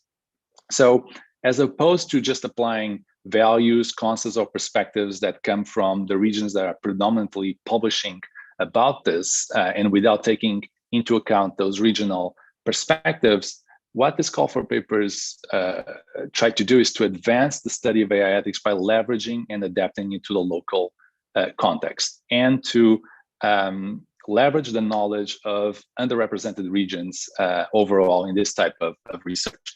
So we want to plug into the talent of researchers, experts from these regions, and provide them with a platform and raise their voice to add their input and their perspectives into this debate. We've also tried to get as much as we can in terms of social sciences input. So our call for papers in all of these regions has been almost standardized, or has been implemented in a way that follows a template, which is a suggestion of possible themes and topics that we think would be useful and relevant to hear from researchers from those regions. So we're talking about the issue of how to operationalize AI ethics, how to actually go about ethics by design. What would this mean in an African or Indian context, and how can different stakeholders like academics, governments, industry collaborate to promote and advance this ethics by design? What type of frameworks have been thought of at the regional level that would be useful to hear and compare with others from other regions? The other topic was on governance and human rights. So we also wanted to hear more of views around how should international, regional, and national human rights frameworks, how can they coexist and interact with each other, and how can AI ethics, what can AI ethics actually learn from human rights law and from the obligation it places on both public and private actors. The last theme that we've structured our call for papers upon was the issue of, and the theme of, AI ethics and diversity. Understanding, and this is where really getting the regional perspective is so relevant, understanding what factors should inform both human and technical diversity into the design and development of AI. We're talking about linguistic diversity, diversity of race, of gender, of religion, and how does that play out in regional context? How does that play out in specific countries in Africa, in India, in Latin America, or in Asia Pacific? So we've launched this call for papers, and the first set of papers have actually come out in the first one that we launched, that was in Latin America. And here we partner with the Center for Studies in Technology and Society, CETIS, of the University of San Andres in Argentina, but also with the Inter-American Development Bank to support this independent research on AI. And this culminated in the launch of what is called Guia.ai. And this project is extremely interesting, as it gathered 19 researchers and academic experts from both Latin America and the Caribbean. And this resulted in a volume of 8 articles, and on top of that, also on a handbook that guides readers to the issue of ethics, of regulation, and public policy. So the academic papers have already been published, and they touch upon topics like impact of AI in the public sector, AI fairness and its legal ramifications, AI national strategies in the region, or country-specific perspectives on social justice and human rights. So if you go to Guia.ai, you can find all of the papers there. And we are now in the process of all of the researchers from the various regions have been given their grants, their awards to develop their research, and now the papers are progressively coming out. So it will be very exciting to see how different regional researchers and embrace and lend their perspective on a similar set of topics like ethics by design, governance, or diversity and inclusion. So more that very soon, as the other regions will progressively also launch and publish their papers, which will be available to everybody. So the last part of my presentation, and after touching upon the work we've been doing in terms of education and research, is to shift gears and get into a little bit of the discussion on AI governance. And we all know the many important developments that are taking place in terms of future AI regulation and legislation. So there's a very interesting connections between all the debates around AI ethical principles and how they are shaping up and informing actually concrete regulatory requirements. So with that in mind, we've launched a consortium and a global strategic program that we called Open Loop. And this is a way for us to meaningfully and in a very empirical way to inform the debate on AI governance, and leveraging a number of different experimental governance methodologies and strategies to do that. So let me explain a little bit more in more detail what the Open Loop is. So this is basically a global experimental governance program. Think of the Open Loop as a collection of exercises of experimental governance where we have added specific methodology in program that we call policy prototyping, and how this can be a platform through which we can leverage existing experimental governance methodologies like regulatory sandboxes or innovation offices. So Open Loop consists of a consortium. So it's a series of pilot projects that mobilize a coalition of both public and private actors. So it works and collaborates directly with governmental institutions, with regulators, with other industry partners, but also with academics and civil society representatives. Apart from being consortium, we try to make this program as flexible and versatile as possible. So think of Open Loop as a regulatory innovation lab that develops and tests governance frameworks. And this can be inspired on a proposed law, can be a self-regulation arrangement, can be a code of conduct, can be a set of industry guidelines, anything that is normative in nature regarding the governance of AI and machine learning would be a good candidate for Open Loop, which, by the way, is methodology that can in itself be applicable to other emerging technologies. But given the focus of my work and my team's work on AI, we've been devoted until now to the topic of AI. So besides being a consortium and being a very flexible program, Open Loop is deeply empirical in nature. So we're talking about empirical programs that are aimed at providing evidence-based input to improve existing governance frameworks or to inform new lawmaking processes on AI. So a consortium, flexibility in terms of co-creating and testing governance frameworks, and providing evidence-based input, being very empirical in nature. How does this work? It might sound a little bit vague until now, so let me be a little bit more concrete of what is the procedure that we actually follow to deploy Open Loop programs. So basically, we try to follow the following main steps when we roll out one of our programs. First, what we do is that we gather a group of tech companies, that would be providing and offering products or services that are powered by AI technologies. So we have a group of companies, we call them the participants of the Open Loop program. Secondly, once we have a critical mass of tech companies onboarded and being part of the program, we together co-create normative frameworks, what we called policy prototypes. And they tend to be on specific topics related to AI. So we can have a policy prototype that is specific on the topic of AI risk assessment, or we can have a policy prototype that might be specific on the issue of transparency and explainability, or on the issue of fairness. So we try not to boil the ocean and try not to test something holistically, which would be difficult to do. And we try to be as targeted and granular as we can in the exact theme and topic that the Open Loop as a program is addressing.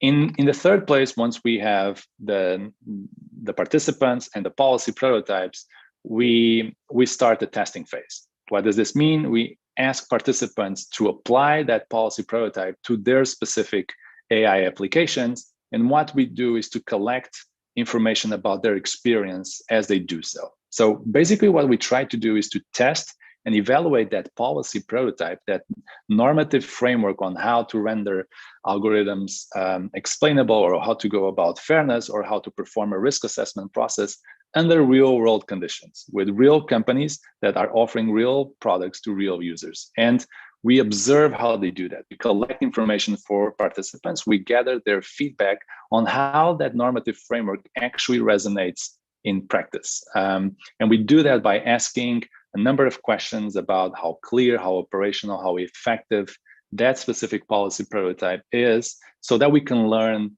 its effects, its strength, but also its limitations. So it's really about understanding what works and what doesn't, so that we can derive important policy recommendations. So during the process, another important element is that we keep iterating and improving on the policy prototype as we learn it. And fifth, as a policy project, the end goal is to deliver evidence-based policy recommendations to policymakers based on the feedback that we got from the tech companies that were part of the policy prototyping program. And we publish the report alongside the policy prototype and our methodology, all under Creative Commons, so that people can build upon those results and apply it on their own, and in that way really have an informed perspective, or at least an added data point on how important topics of AI governance have been dealt with in a very pragmatic and applied manner. So what is interesting about kind of the mindset and the philosophy behind OpenLoop is that we look at how technology is built and deployed, and we translate this approach to policymaking. We kind of run reality checks on tech policies, and we apply this methodology to support policymaking.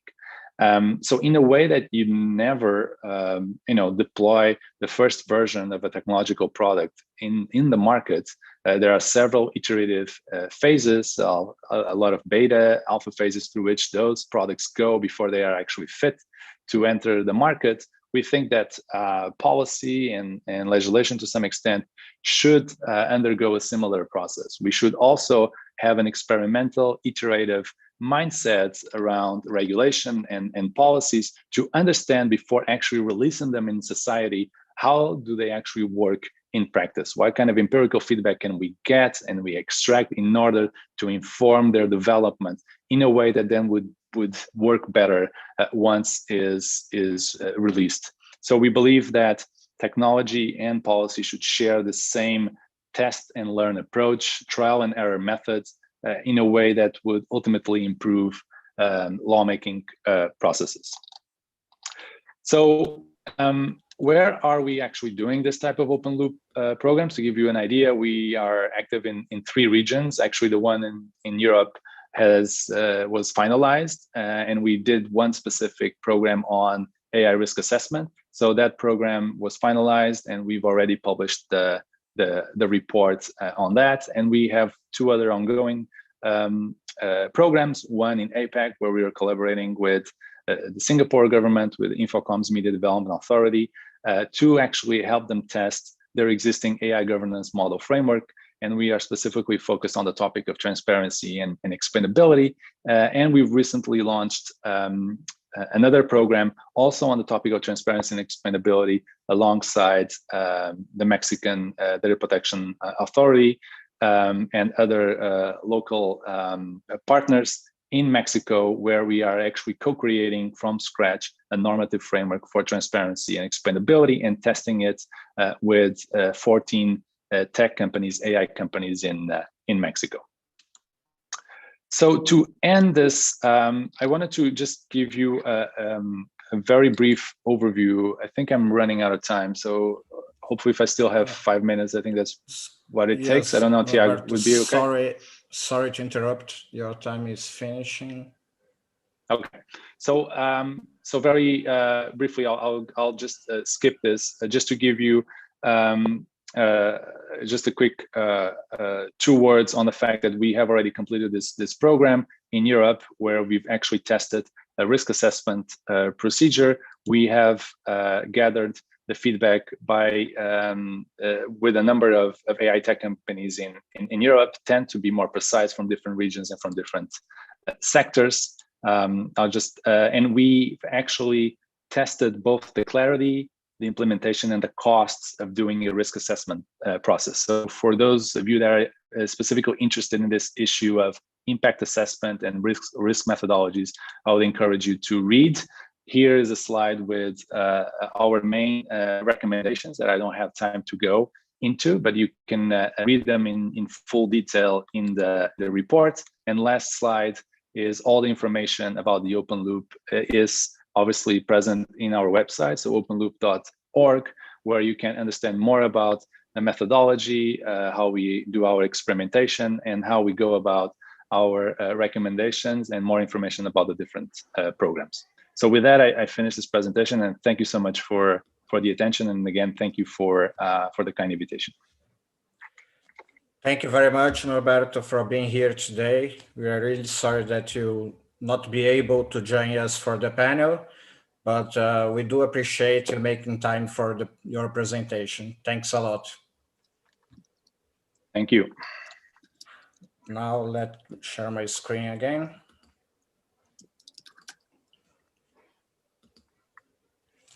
Okay. Now I have the pleasure to introduce to you Professor Christoph Lütge, Director of TUM Institute for Ethics in AI, that will speak to us about AI ethics, the challenges and opportunities that lie ahead. Good evening, Professor. Hello. Hello, Tiago. My pleasure. Thank you very much for accepting our invitation. It's a great honor for us to have you here. And also, thanks a lot to be our partner in this event. Thank you very much. My pleasure.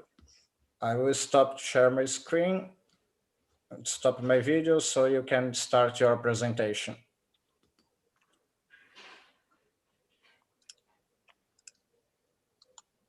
Very well. Can you see it? Yes, we can see. Great. So, of course, you have already talked a lot on this day about AI ethics, about the challenges and opportunities. And let me just maybe take one step back and discuss some fundamental questions, as well as also questions of how to apply ethics to the concrete systems in AI. So I will talk about the challenges and opportunities in AI. AI definitely has a huge potential in many industries, as was visible also today from the presentations that we had. Just taking one example here, this is a study for about 2,000 participants in Germany who were asked where they would like to see AI deployed.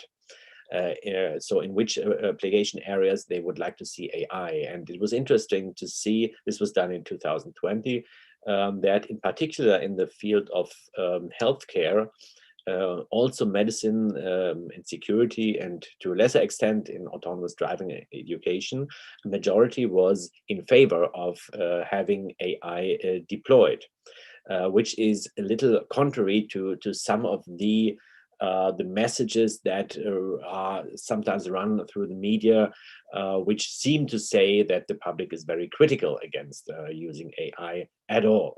So this gives just a much more balanced and differentiated picture. And if you take several examples now, we see that AI certainly comes with ethical challenges, but it also comes with huge ethical potential, not just economic potential, but ethical potential as well. Taking the example of autonomous driving, it is clear that the use of AI in autonomous vehicles can reduce fatal car accidents and thus save a lot of lives. In Germany, This would mean saving up to around 3,000 lives each year. That is the number of fatalities that we have each year. So yeah, reducing those numbers would be a huge ethical benefit. Another one, which is a very topical point, is that AI is now being used to speed up the development of medical drugs.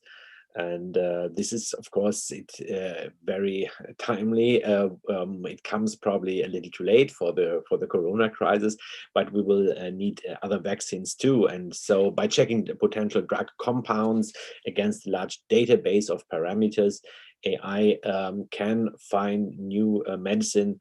Here, in this case, this was for treating obsessive compulsive disorder. So not just treating, but finding a vaccine against it. It was much faster than any human being. So the typical development time would be around 5 years, but AI reduced this time to 12 months. And this is quite substantial. It can not only speed up, but it can also guide the development process. So, for example, in another case, AI managed to develop a new antibiotic from already existing drug compounds. And this can be extremely helpful in the race to develop new treatments for multi-resistant bacteria. So what we are seeing is both opportunities as well as challenges of AI. Recently, this has also been visible in the press responses. For example, New York Times saying we need to teach AI systems everything, including our biases. So human beings have biases too. And of course, we would like to rather not see these translated into AI, but this is a challenge that we have to reckon with. The same goes with vaccine algorithms. The same goes with self-driving cars and also human resource functions, and a very important area in which AI might help reducing actually human bias. So some more concrete challenges of AI systems. One is the field of responsibility. And if you again take the example of autonomous vehicles, the question is who should be responsible in case there is a crash. And there have been several cases, famous cases, going back as far as 2016, where, for example, a Google car hit a bus. And Google said, yes, certainly we clearly bear some responsibility. Of course, it doesn't say what exactly that means. Tesla said originally after their 2016 fatal crash, the customer is always in control and responsible. Again, in the Uber case in 2018, where an Uber car hit and killed a jaywalking pedestrian, there was eventually found to be no basis for criminal liability against Uber. Whatever we make of that, it is clear that discussing and finding a basis for responsibility and accountability is a major challenge that many companies who are working in this sector face, and who want to see these questions answered. And these are much more concrete than just very abstract ethical issues. And another important area is the field of fairness and bias. Again, companies would like to know who should decide what is to count as fair and how it should be implemented into the AI software. Just to give you an example, in the US, an algorithm was developed to manage the distribution of COVID vaccines, and each state chose a different approach to define fair distribution, which resulted in large debates. And Oregon, for example, focused on the reopening of schools and businesses, therefore prioritized teachers over elderly ones. Whereas New Jersey, on the other hand, put smokers ahead of educators. So these are very, very different approaches, and there should be discussions on that, public discussions. There will not be a one size or one solution fits all, but we need to have this discussion in this, in a democratic state at least. To take the second example here, based on historic data, an AI predicted future healthcare costs to optimize the distribution of financial support for extra treatments. And since the algorithm assessed the extent of illness partially based on if or how often a patient visited a doctor, poorer patients were discriminated against, as they usually visited a doctor way later. And so these are obviously examples where the algorithm or the AI perpetuates the existing bias, and that's something we would rather like to avoid. Now, going from policies and regulations, what we are seeing is we need to develop strong solutions, or at least guidelines and steps towards the solutions in the field of policies. We need to, for example, address the lack of general knowledge in AI ethics with the ethical frameworks that we are developing, with the toolkits that we are seeking to provide. We need to integrate AI systems into other larger frameworks. For example, the EU AI governance approach that is currently being developed. There has been considerable work being done, but it's still not yet there at the final stage. But one of the core challenges is to make these guidelines tangible and applicable for the use in concrete AI systems. We need to focus on the specific research areas. For example, for autonomous driving, we need to find regulations for this sector, something that car companies and others have been calling for a long time, but we are, or at least a number of governments are a bit slow in providing these. We need to talk about more concrete solutions on different levels. Here's an example that is used in the work in our institute. It is about AI in Earth observation, which is a very interesting, maybe not always straightforward issue, but one that's quite important. Our lab that is working in this area was doing a survey and found that researchers are not satisfied with existing ethics guidelines. So the people from the technology and who are working with the concrete systems are seeing a lack of guidelines. They would like to have more input from the other end. 90% said they found these guidelines to be practically not useful for their daily work and research. And then we certainly have a problem from the ethics side. So what we need is to create detailed and applicable ethical frameworks and toolkits to guide AI governance. So far, what we have seen in the past few years is a number of relatively high-level approaches, such as these 7 key requirements for trustworthy AI that the high-level expert group on AI defined. And I won't go into all the details here, but I mean, some of the key requirements are quite important and now are presented in a form of tangible checklist. For example, when it comes to auditability, it means a company or another organization should ask themselves, did we establish mechanisms that facilitate the system's auditability, such as ensuring traceability and logging of the AI system's processes and outcomes? Did we carry out a risk or impact assessment of the AI system? Did we establish processes for third parties or workers to report potential vulnerabilities or biases? And of course, the ability to redress must be established.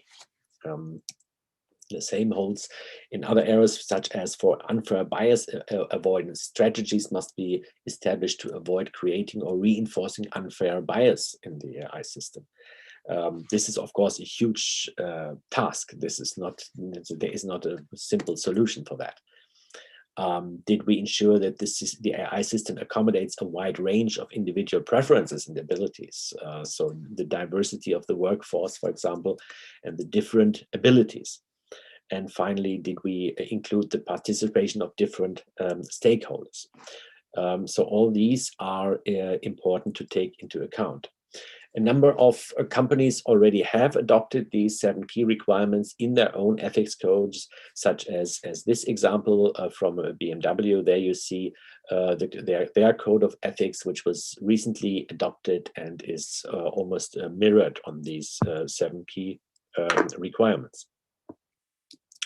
Another group, which was parallel to the high-level expert group, the AI for People network, which was also started in 2018, developed these 5 ethics principles for AI, which were also then used by the high-level expert group.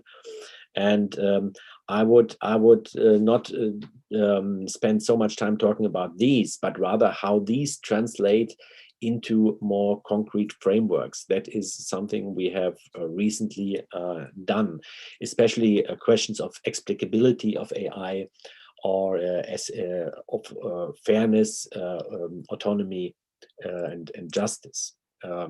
So the AI for People in the last year, during 2020, has taken a step forward in creating different subcommittees for different application areas of AI. And I had the pleasure of chairing this committee for the automotive sector, which consisted of these experts from practice and research in both ethics, law, and philosophy, as well as engineering and technology. And we created new guidelines for concrete AI governance, because our task was to provide clearer visions and not just additional barriers to innovation. It's clear that companies working in the AI sector must innovate, and ethics should be a factor in helping to innovate. So these were some of our key takeaways, which were we need to come to a responsible balancing of risks or estimated harms for companies as well as other organizations working in the sector. We should consider a more incremental step-by-step approach rather than the large-scale introduction of full-mode AVs at one point in time. And we should also call for developing a clearer regulatory framework. So while these were the more general takeaways, there are more specific ones, and I'm just listing these as an example what can be done to make this more concrete, such as, for example, we say we should include AVs should include a conditional override option, and under specific conditions. The driver should be monitored or should be continuously assessed whether he or she is attentive, for example, and able to intervene. Drivers should be trained in a certain way. Human-machine interfaces should be developed in a specific way. Oversight mechanisms are important to establish, and the relevant standards should be clearly developed and provided. So all these examples that I have given show that there is a need for a clearer, a more concrete work on AI ethics, as well as a collaboration between those people working from the technological end, as well as those working from the governance, ethics, law end of the topic. And I would like to show how we are doing this here in Munich at the TUM Institute for Ethics in AI, which was established in 2019, and which works on this intersection of both technological, as well as ethics, social sciences, and similar researches. And our aim is to generate global and fair guidelines for concrete AI systems. We currently have these 8 different research clusters in which we work. And if you look at our website, you find concrete projects within these. And they range from AI in the future of work, from mobility and safety, such as autonomous driving, to AI in medicine and healthcare, AI in sustainability, or governance and regulation. To just give you one example from a project that's called Method, towards a medical ethics advisory system. Here, the question is, how can we teach a machine to make ethically relevant decisions in clinics, or to support these decisions? So what we did is collect data on a wide range of ethics cases in clinics, and we completed a framework for converting these cases into machine-readable form. We developed an algorithm and trained them on this data set. It reached an accuracy of around 0.9 on the training data, so which means in 90% of the test cases, the AI comes to the same decision as the ethics board would. Which we found quite an interesting approach to saying, well, how good is an AI in this sense in comparison to a human ethics board? And the AI puts then further emphasis on algorithmic transparency, as in the domain of clinical ethics transparency. There it is of very high importance in explaining how a certain decision was reached. And the tests so far show very promising outputs in terms of comprehensibility for human beings. And that's something we are working further on. A second project, just to pick one, is the autonomous driving ethics, in which we work together, we from the philosophy and ethics side, together with the people from the researchers from automotive technology, and we are integrating risk assessment into the concrete trajectory plannings of AVs in the form of optimization problems and validity checks. So basically, how much, for example, how much room should be allowed between a driver or a car and a cyclist, and what is critical, what is okay, and what should be avoided. And a lot of decisions in detail that need to be taken, and that's why our input is needed. And we are not just working in Munich at our institute, but we have created a global approach, which might be interesting for many others. It's called the Global AI Ethics Consortium, for coordinating and promoting independent academic research, focused on designing and implementing frameworks and guidelines for ethical AI. We currently have researchers and institutions from 6 different continents in our consortium.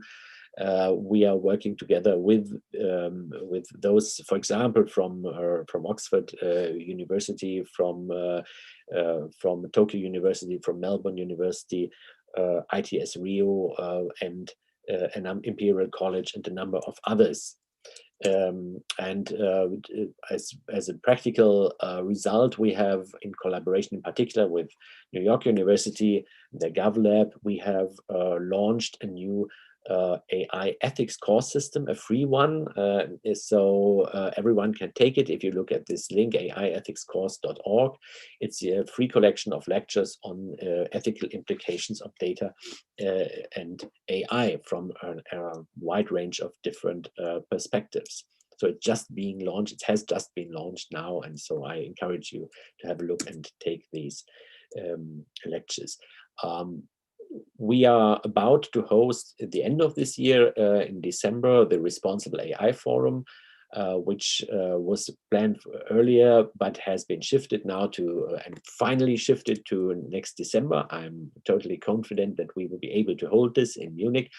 There is an open call for submissions, not just for papers, but also for workshops and other formats, if you're interested.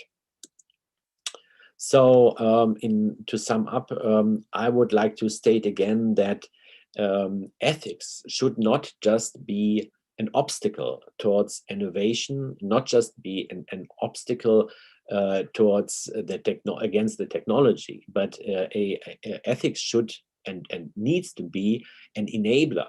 Many problems that technological researchers face in the development of AI and also companies face are not so much technological problems, but actually ethical and governance problems. Should we program this system in this direction or rather in this direction? And that's why I always like to say AI cannot fly without ethics. The ethics is inextricably linked and woven into the AI technology. So we cannot have AI without ethics. People will just not accept it, and without the acceptance of society, AI will not fly. Thank you very much.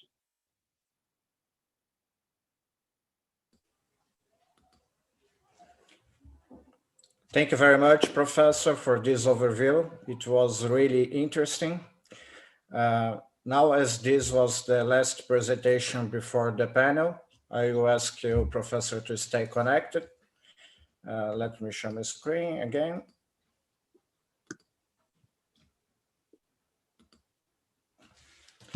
Our host for the panel discussions is Luiz Lembe, Secretary of Innovation, Science and Technology of the state of Rio Grande do Sul, Brazil. We will also join us now Eugenio Garcia, diplomat, PhD in International Relations and Research on Artificial Intelligence. I also would like to ask for the other speakers to join us. And Luis, you can take it over from here.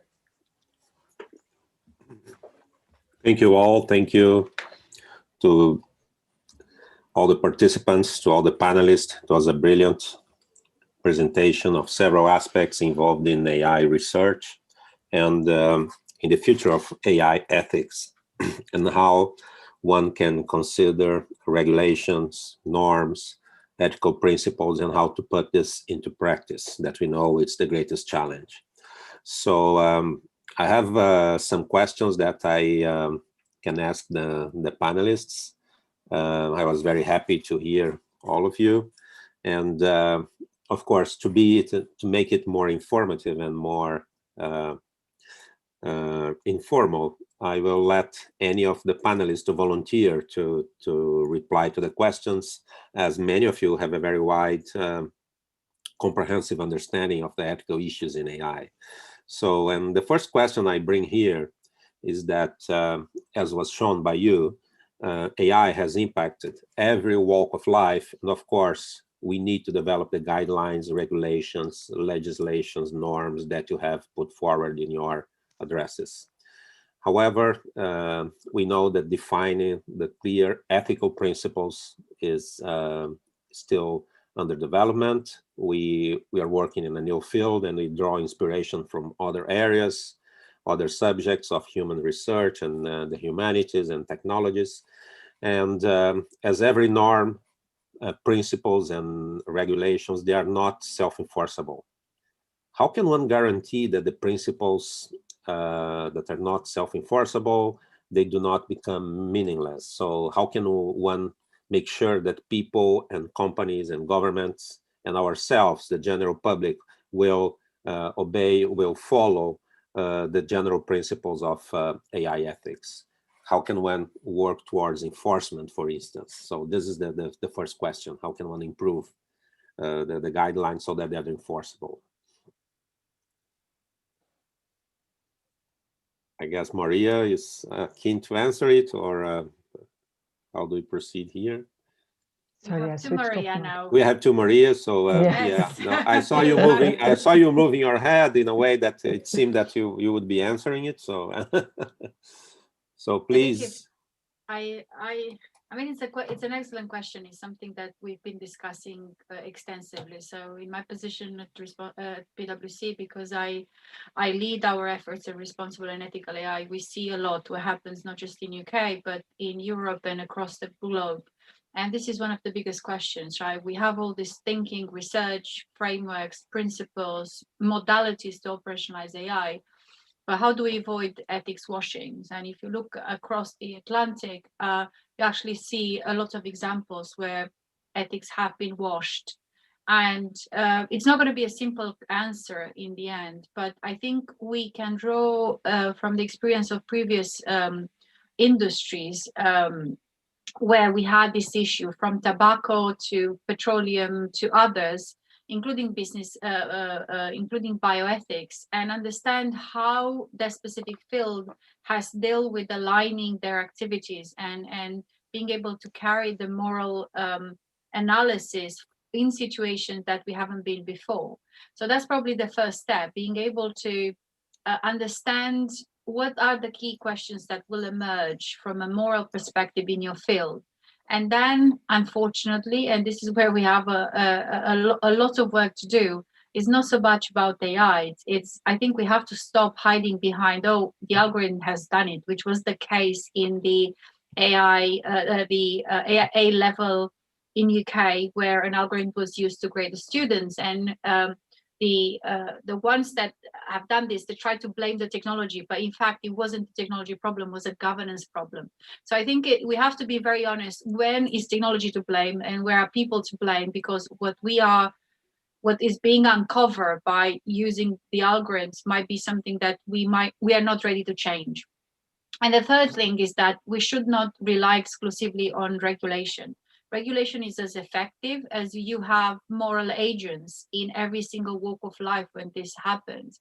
And for these moral agents and ethical behavior to happen, we need more events like this. We need the courses like what Christoph have developed. We need the universities to up their game in teaching this as a core subject, not a side subject. And those two coupled with increased public scrutiny, right? We have to get on the streets like the students have done and hold whomever has used this algorithm accountable. And with these three angles, I think we'll make some progress, but it's not going to be easy. It's not going to be fast, and more importantly, we will fail, but we have to go forward because we have huge promises with AI, and we can't go back. That's no question that Pandora box was open, and another winter is not going to happen. Hands on heart, it's what we see from our clients. They love it, they want to use it. So therefore, we have to learn how to use it, but also have to come together to make it work properly, and not just wait for a European Commission, wait for US Congress to put up regulation. Thank you. Thank you. I could also give. If you can add to that, please. Thank you. Yes. So my field is business ethics, and I have, before this AI ethics started, have had lots of experiences with companies who neglected ethics and said, well, we don't have any clear regulation from the state with regard to this and that problem, so we are on our own. And often, most often, that totally failed. And we have seen large examples like the diesel scandal or the Siemens scandal many years ago, or others where this totally failed. I would say ethics is not toothless. It can be quite a sharp sword. It doesn't have to be regulation all the time, because I mean, if you look at these scandals that I mentioned and others we have seen in the past years, it costs them lots of money. It costs companies lots of well, direct or indirect money, for example, in terms of losing reputation that you can even measure, or you companies who had to pay large fines, which they didn't expect. Volkswagen had to pay around 30 billion, I think, after the Dieselgate scandal. And there are others. So what we see is companies need to do, especially when it comes to AI, to do kind of risk assessment, which is AI ethics in many ways, not only, but in many ways. And that's why doing AI ethics is kind of, well, yeah, minimizing your risks, I would say. Okay, great. Anyone wants to add to that? Or we have several questions from the audience too, but I will refer to another question that I am eager to ask.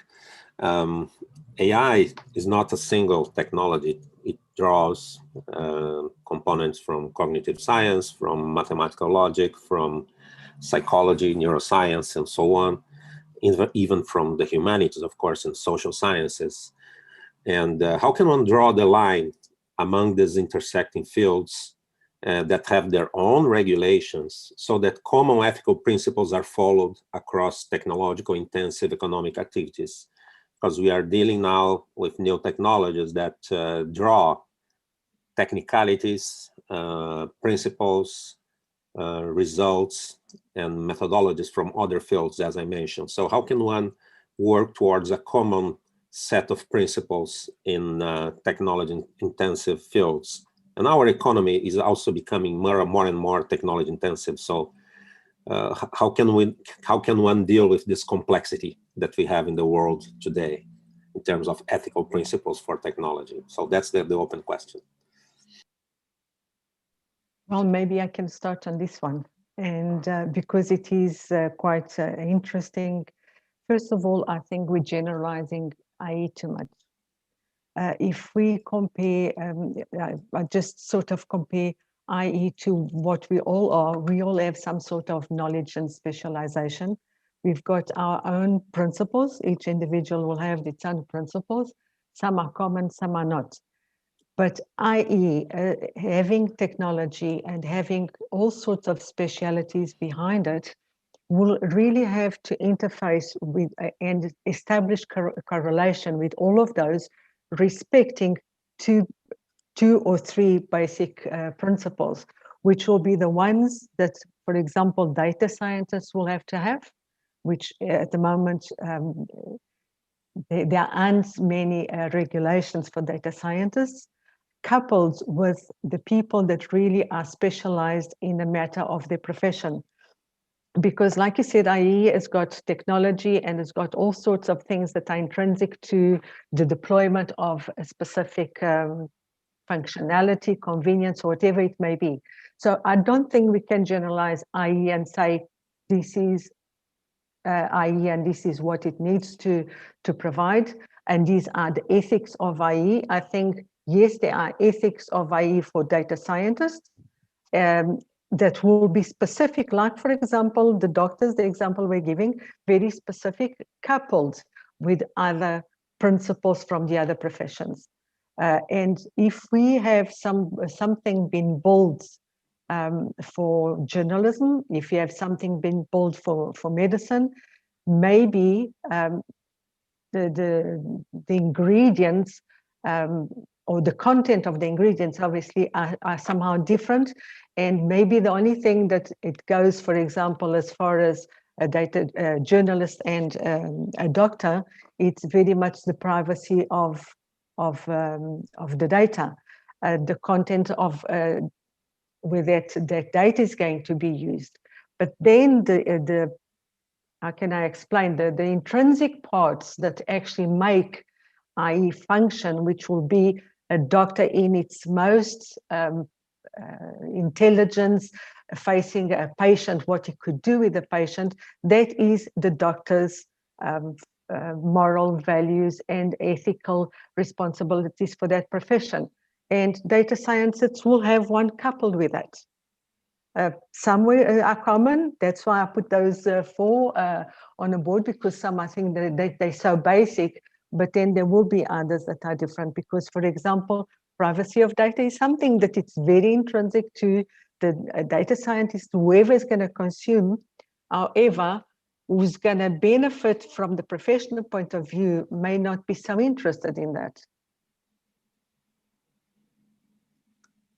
Great answer. Anyone else? Yes, please. Can I say how much I love what Christoph has said about ethics of AI as a way of mitigating risk? This is exactly how I position it to a lot of C-suite and clients who don't really understand ethics. I think we've talked a lot about the ethics of AI lately, but we kind of diluted the term. And as a result, there's still many in the business, in the ones that make decisions, that think ethics is about philosophy, it's about Kant or Socrates, but it's not something that the business will do. And the way to, when you realize that they will close down when you open the conversation about ethics, then you switch very quickly on risk management, because, oh boy, when you talk about risk, financial services, they It's synonymous with a functioning business. Elsewhere, risk is considered when you set up your corporate strategy. So risk seems to be the language that appeals to those who make decisions better versus ethics. But we all know that is ultimately about values and what happens if you don't incorporate the right values. But to your question, which I think is really important, it's worth considering that nothing happens in isolation. We don't reinvent the wheel. Everything in the world is a progression of a previous state, right? So it's the scaffolding affecting technology. So in order for us to identify all the ethical principles that you can have as a basis for your AI work and data work, what we have done is to scan hundreds of documents that talk about ethics in robotics, AI, data, but also very importantly, computer science, engineering, because those are the main domain, the prime domain for AI. And we identify 155 different principles, which in fact were very similar to each other, because we ended up distilling them into 9 meta-ethical principles, the same that more likely you see in European Commission, the Trustworthy AI, or OECD principles. But it was just a matter of language. So when you look across, there's a common set of values that we need to be able to translate. But what is probably more important, there are 2 elements. One, understanding that ultimately ethics is contextual.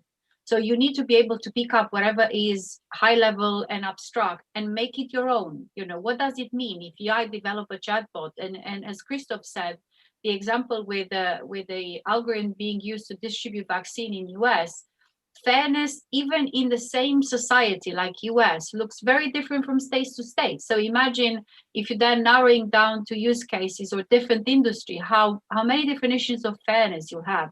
And I'm not talking about mathematical definitions. I'm talking about coupling the mathematical definition, which is very much a formula, with the social fairness, because what's fair in numbers is not necessarily what's fair socially acceptable.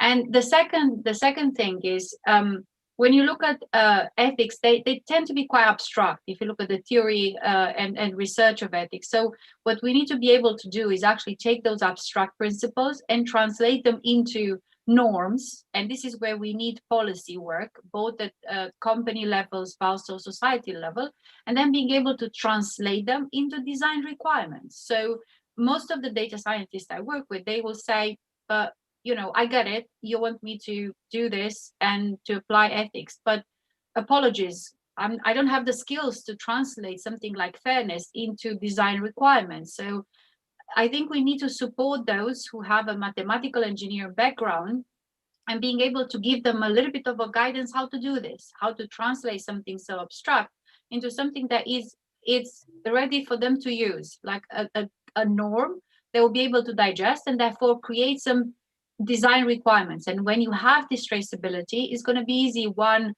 to trace back any decision that has been made. So in case something goes wrong, you have a good transparency and traceability to go back and fix it. And also when the regulators will be imposing audits of AI and audits of algorithms, it feels like we're not very far. It's not going to be a burden. It's going to be a normal thing to do, to be able to demonstrate how you have built that and how you build AI and then how you use it.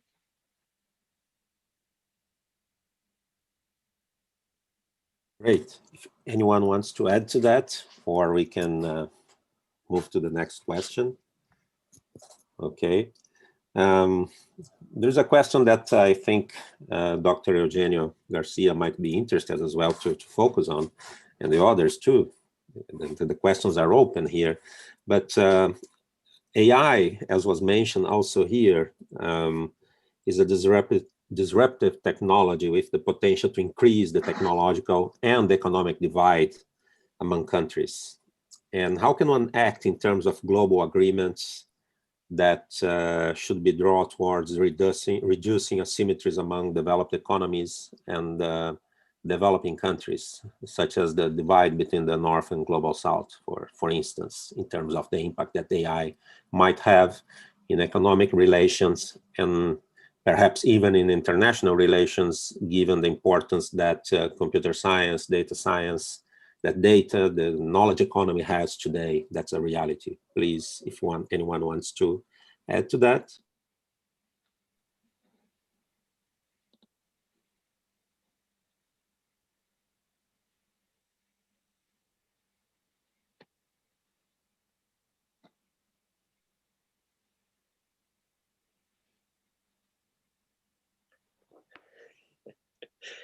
Hi.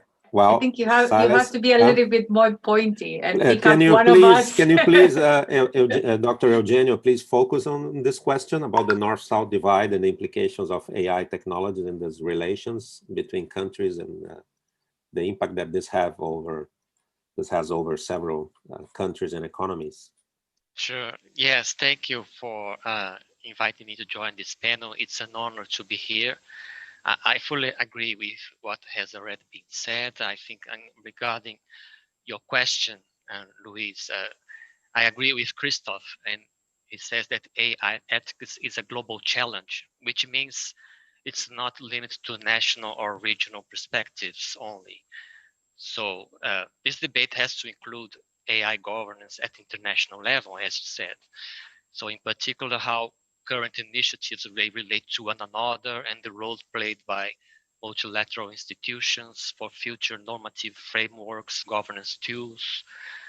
This is why I think we should pay more attention to the role of developing countries, as you said, on diversity and focus on inclusion of underrepresented stakeholders of developing countries from the global south, which is something that Norberto also mentioned. So in the global south has been largely absent from most of the debates taking place in North America, Europe, and some countries in Asia.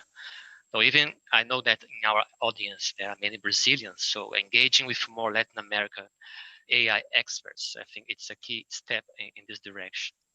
So I think developing countries have a role to play. And but I also have, in addition to that, a question for the panelists, because with the rapid development of machine learning algorithms, I think we need to be extremely careful before we fully delegate the decision-making process to machines or AI systems. For example, in some cases, such as in life and death decisions affecting people, moral considerations are extremely important. And morally speaking, in my view, we should draw the line somewhere. So my question to the panelists is, how do you approach this matter, AI and life and death decisions? Should we have legislation or any form of regulation in this regard? Or what is your advice? Thank you so much. Would you like to address that, Christoph, please? Maybe if I can address that. And so what we see currently is a new approach to defining different levels of risk for AI applications, which goes in the same direction as was said before, I think by Maria, that we can't just have one AI ethics for every system. So we need to have different approaches. AI systems are not just the same, and for too long a time we have been approaching AI ethics as one kind of monolithic block. So what we now see it was first, I think, the German Ethics Commission for the German Data Ethics Commission, who came up with a level of different risk or applications of different levels of risk. But that was also, from my understanding, a bit too refined, maybe. But the EU approach has now also, or is now, as it looks, taking a similar approach, but with just refining much fewer, probably two different levels of risk. And there we now will move to a point where we can differentiate between those life and death decisions and others which are not, maybe not so grave. And I mean, this doesn't solve all the problems, but I think it's an important step. And there, then, with those types of systems where we need to reckon with a possibility of life and death decisions, there we would have to define what it means to have a human in the loop, for example. That can mean different things. It can't always be the case that a human being has to make the ultimate decision. That's not always possible. We need to say, otherwise we cannot use AI in many ways. But it can mean that certain procedures or certain algorithms, other processes within the system need to be monitored, need to be in what way, for example, we need to have a trusted trademark or whatever, or a certificate, or several things that can mean different things. But that we will see. But I wanted to make one more remark about the North and South debate, because that was the original question. And I think that is also something where we see an important difference between this level of AI technology, this wave of AI technology, and other technological ways, because we see AI technology in many countries which were not the usual industrialized countries in former times. We see AI systems to very different areas being used and developed in many African countries, for example, and others. And there's also huge interest in responsible AI. We have just launched a new initiative last year, actually, the Responsible AI Network Africa, which you've also find on the internet. Where there are lots of African partners and lots of interest in using AI in a responsible way for tackling these challenges. And I just want to mention that because I think it's something that also applies to the global South, definitely. Thank you. I would also want to add to yes, please, to Eugenio's questions, because there's a excellent questions. We being in this AI ethics community for a while now, we realize at some point that the conversation is a bit of an echo chamber. It's not even the global north. It's some countries that have the most advanced of AI. It was US, UK, and Europe. But we excluded even from Europe a lot of the countries. So, for example, I'm originally from Romania, and countries like my country, the developing countries in Europe, that do not pay any weight in the conversation we had on AI. Fortunately, the things have changed on multiple levels. First, I salute the work the OECD is doing. They have been building their approach on AI and ethical AI, on all the research and application of ethics of AI, and try to make it as global as possible. UNESCO is doing fantastic work, so check out the policy they put together. So is UN, so is ITU. So United Nations have realized that there's a need to further educate and create a different type of narrative. On the second level is the universities themselves. So Christophe have told you a lot about the Global Alliance on AI Ethics that brings together different universities. In my work with the University of Cambridge, a CFI, Center for Future Intelligence, they have this amazing program that's called AI Narratives. And what they have done, while they understood the Western narratives around AI rooted in history, now they have organized in the last 2 or 3 years workshops all over the world. So I encourage you guys in South America to search when is the next workshop. I know they held one, I'm not sure if it was in Argentina or it was in Brazil, but now they just, actually they hold the workshop one of those days in Africa. And what they aim to do is actually understand how AI technology is interesting, and particularly AI is being perceived in those countries, and what is the gap. And I think the third layer, which is really important, is the multinational organization. There have been a flurry of different global organizations doing work in the field. Some are focused on the business community, while World Economic Forum that does a lot of work in the field. Then it's the Global Partnership on AI that is being managed by the OECD and brings together yet a small number of countries, but that number is set to rise. Plus, as I said, the traditional global institution, they are looking into it. The only big cautious I will send out there is that we governments in those countries needs to be very aware of the risk of colonization via AI. This is what we're saying. that is a real present danger. And I see it again in my country, the fact that we don't have enough research on what does it mean or use NLP in Romanian or other languages that are not English. Yet a lot of more and more people are using English or using a combination between English and Romanian, and we risk that our national cultures and languages will be highly impacted and to a certain extent even erased from the global culture because of the use of those global algorithms that were designed in US by US designer. They have little knowledge about the practical cultural norms that exist in so many different cultures. So I think it's great to see that there's so many research-based initiatives exist, because that needs to push back. You know, companies like Google, Facebook, and Apple needs to acknowledge the role of the cultural norms when they develop those global products. And that, yes, it's not easy when you have an Alexa that serves hundreds of millions of customers from hundreds of cultures. Thank you. We're about to finish. We have only 5 minutes. So combining the knowledge that we have here, a huge amount of knowledge on AI, let's give us 1 minute up for each one of you to think in terms of what kind of AI regulations and AI ethical principles can be used in order to reduce AI biases, several biases that we have seen in your talks and in the deployment of technology. Can you make a comment on how to reduce these biases and how these biases are affected by cultural differences? For instance, we know that Western values and Eastern values not always coincide, and the same ethical principles are not commonly shared across the planet. So just to have a final thought on these different cultures, different principles that we have across the globe, and also how this can amplify ethical biases in technology. Please let me start with Maria da Conceição, please. Okay.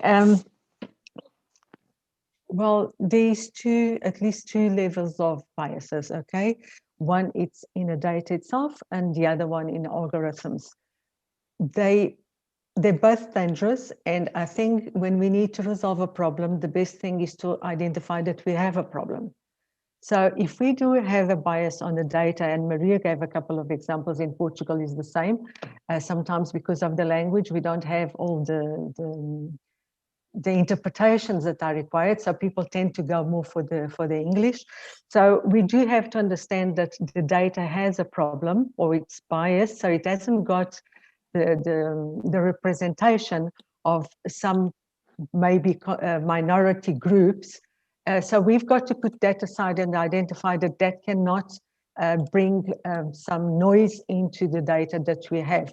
So that has to be put aside and has to be dealt separately. And obviously by through researchers or whatever it may be. The other danger is then the algorithms, because sometimes we do have noise in the data, we try to compensate in algorithms. And that in itself is a danger. So it is like I was saying, to me, it's really the best to isolate. There is certain information that I don't have, or it's not as accurate as I'd like, so I put aside so the algorithm can then work properly with the data that I have. The bias then that sometimes the algorithms can introduce, because even with good data, you can still have bias in an algorithm. To me, that I've been in IT for many years, and we've always had ways of minimizing a risk of systems.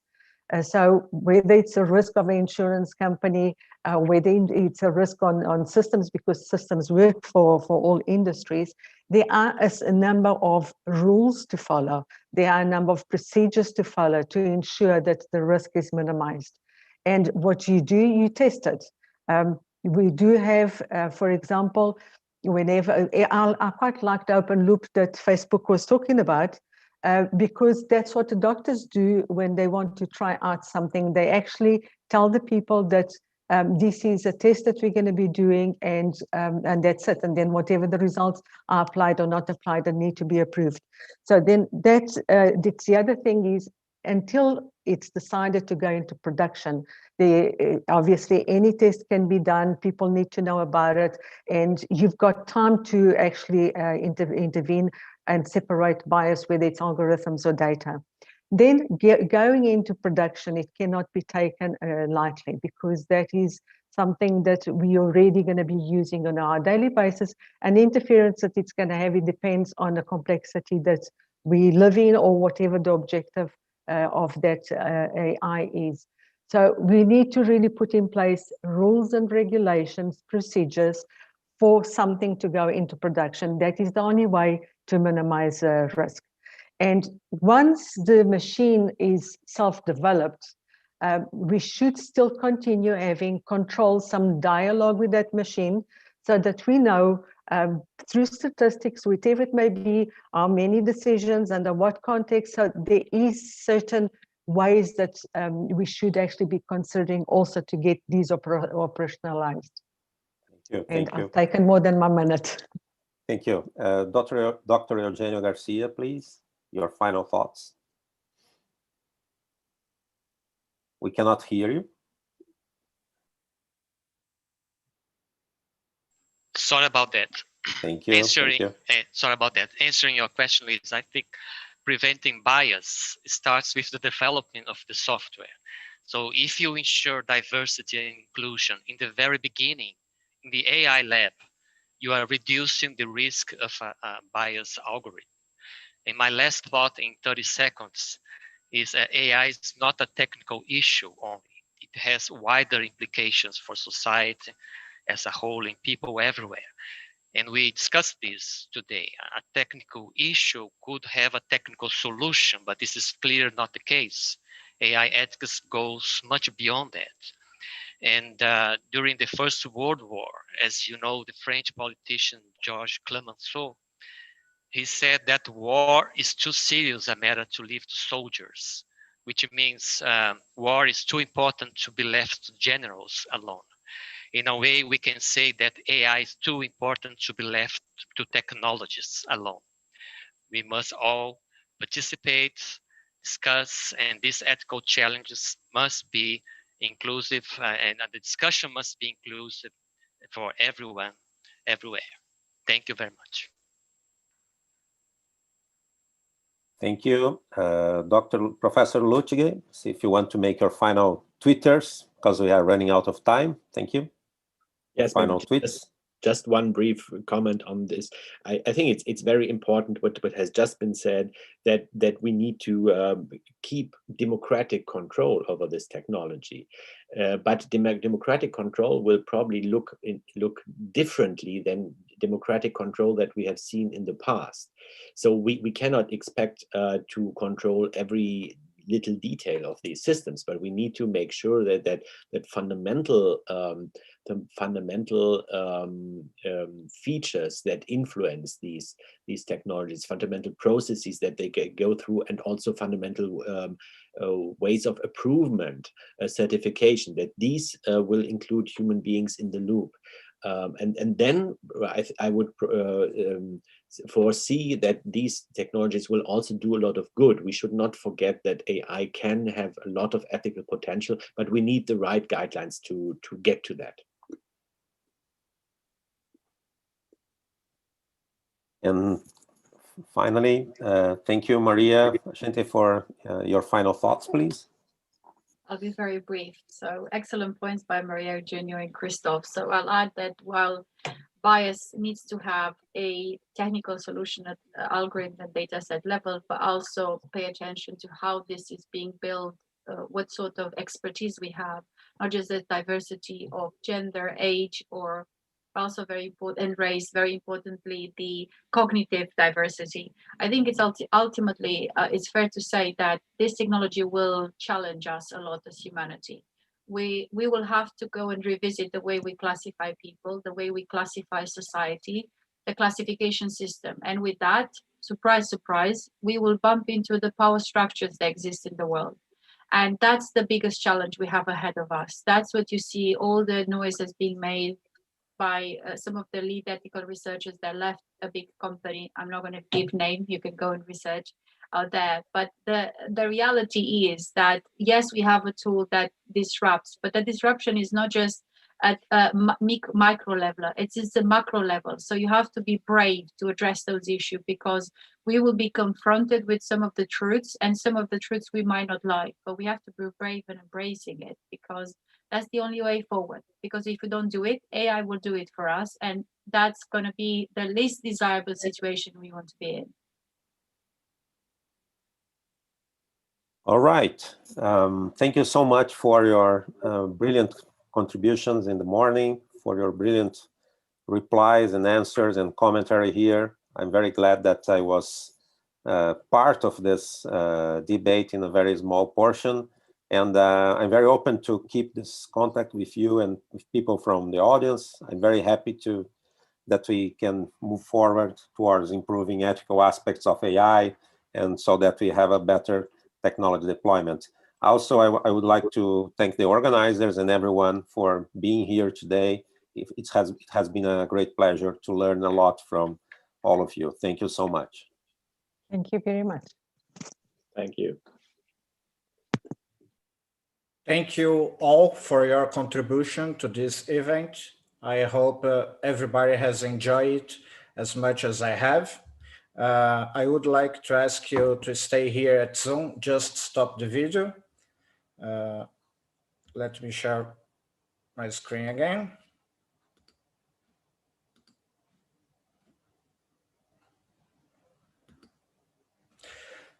Now, before we close, I want to give you a quick overview on the events that we have in place for this year.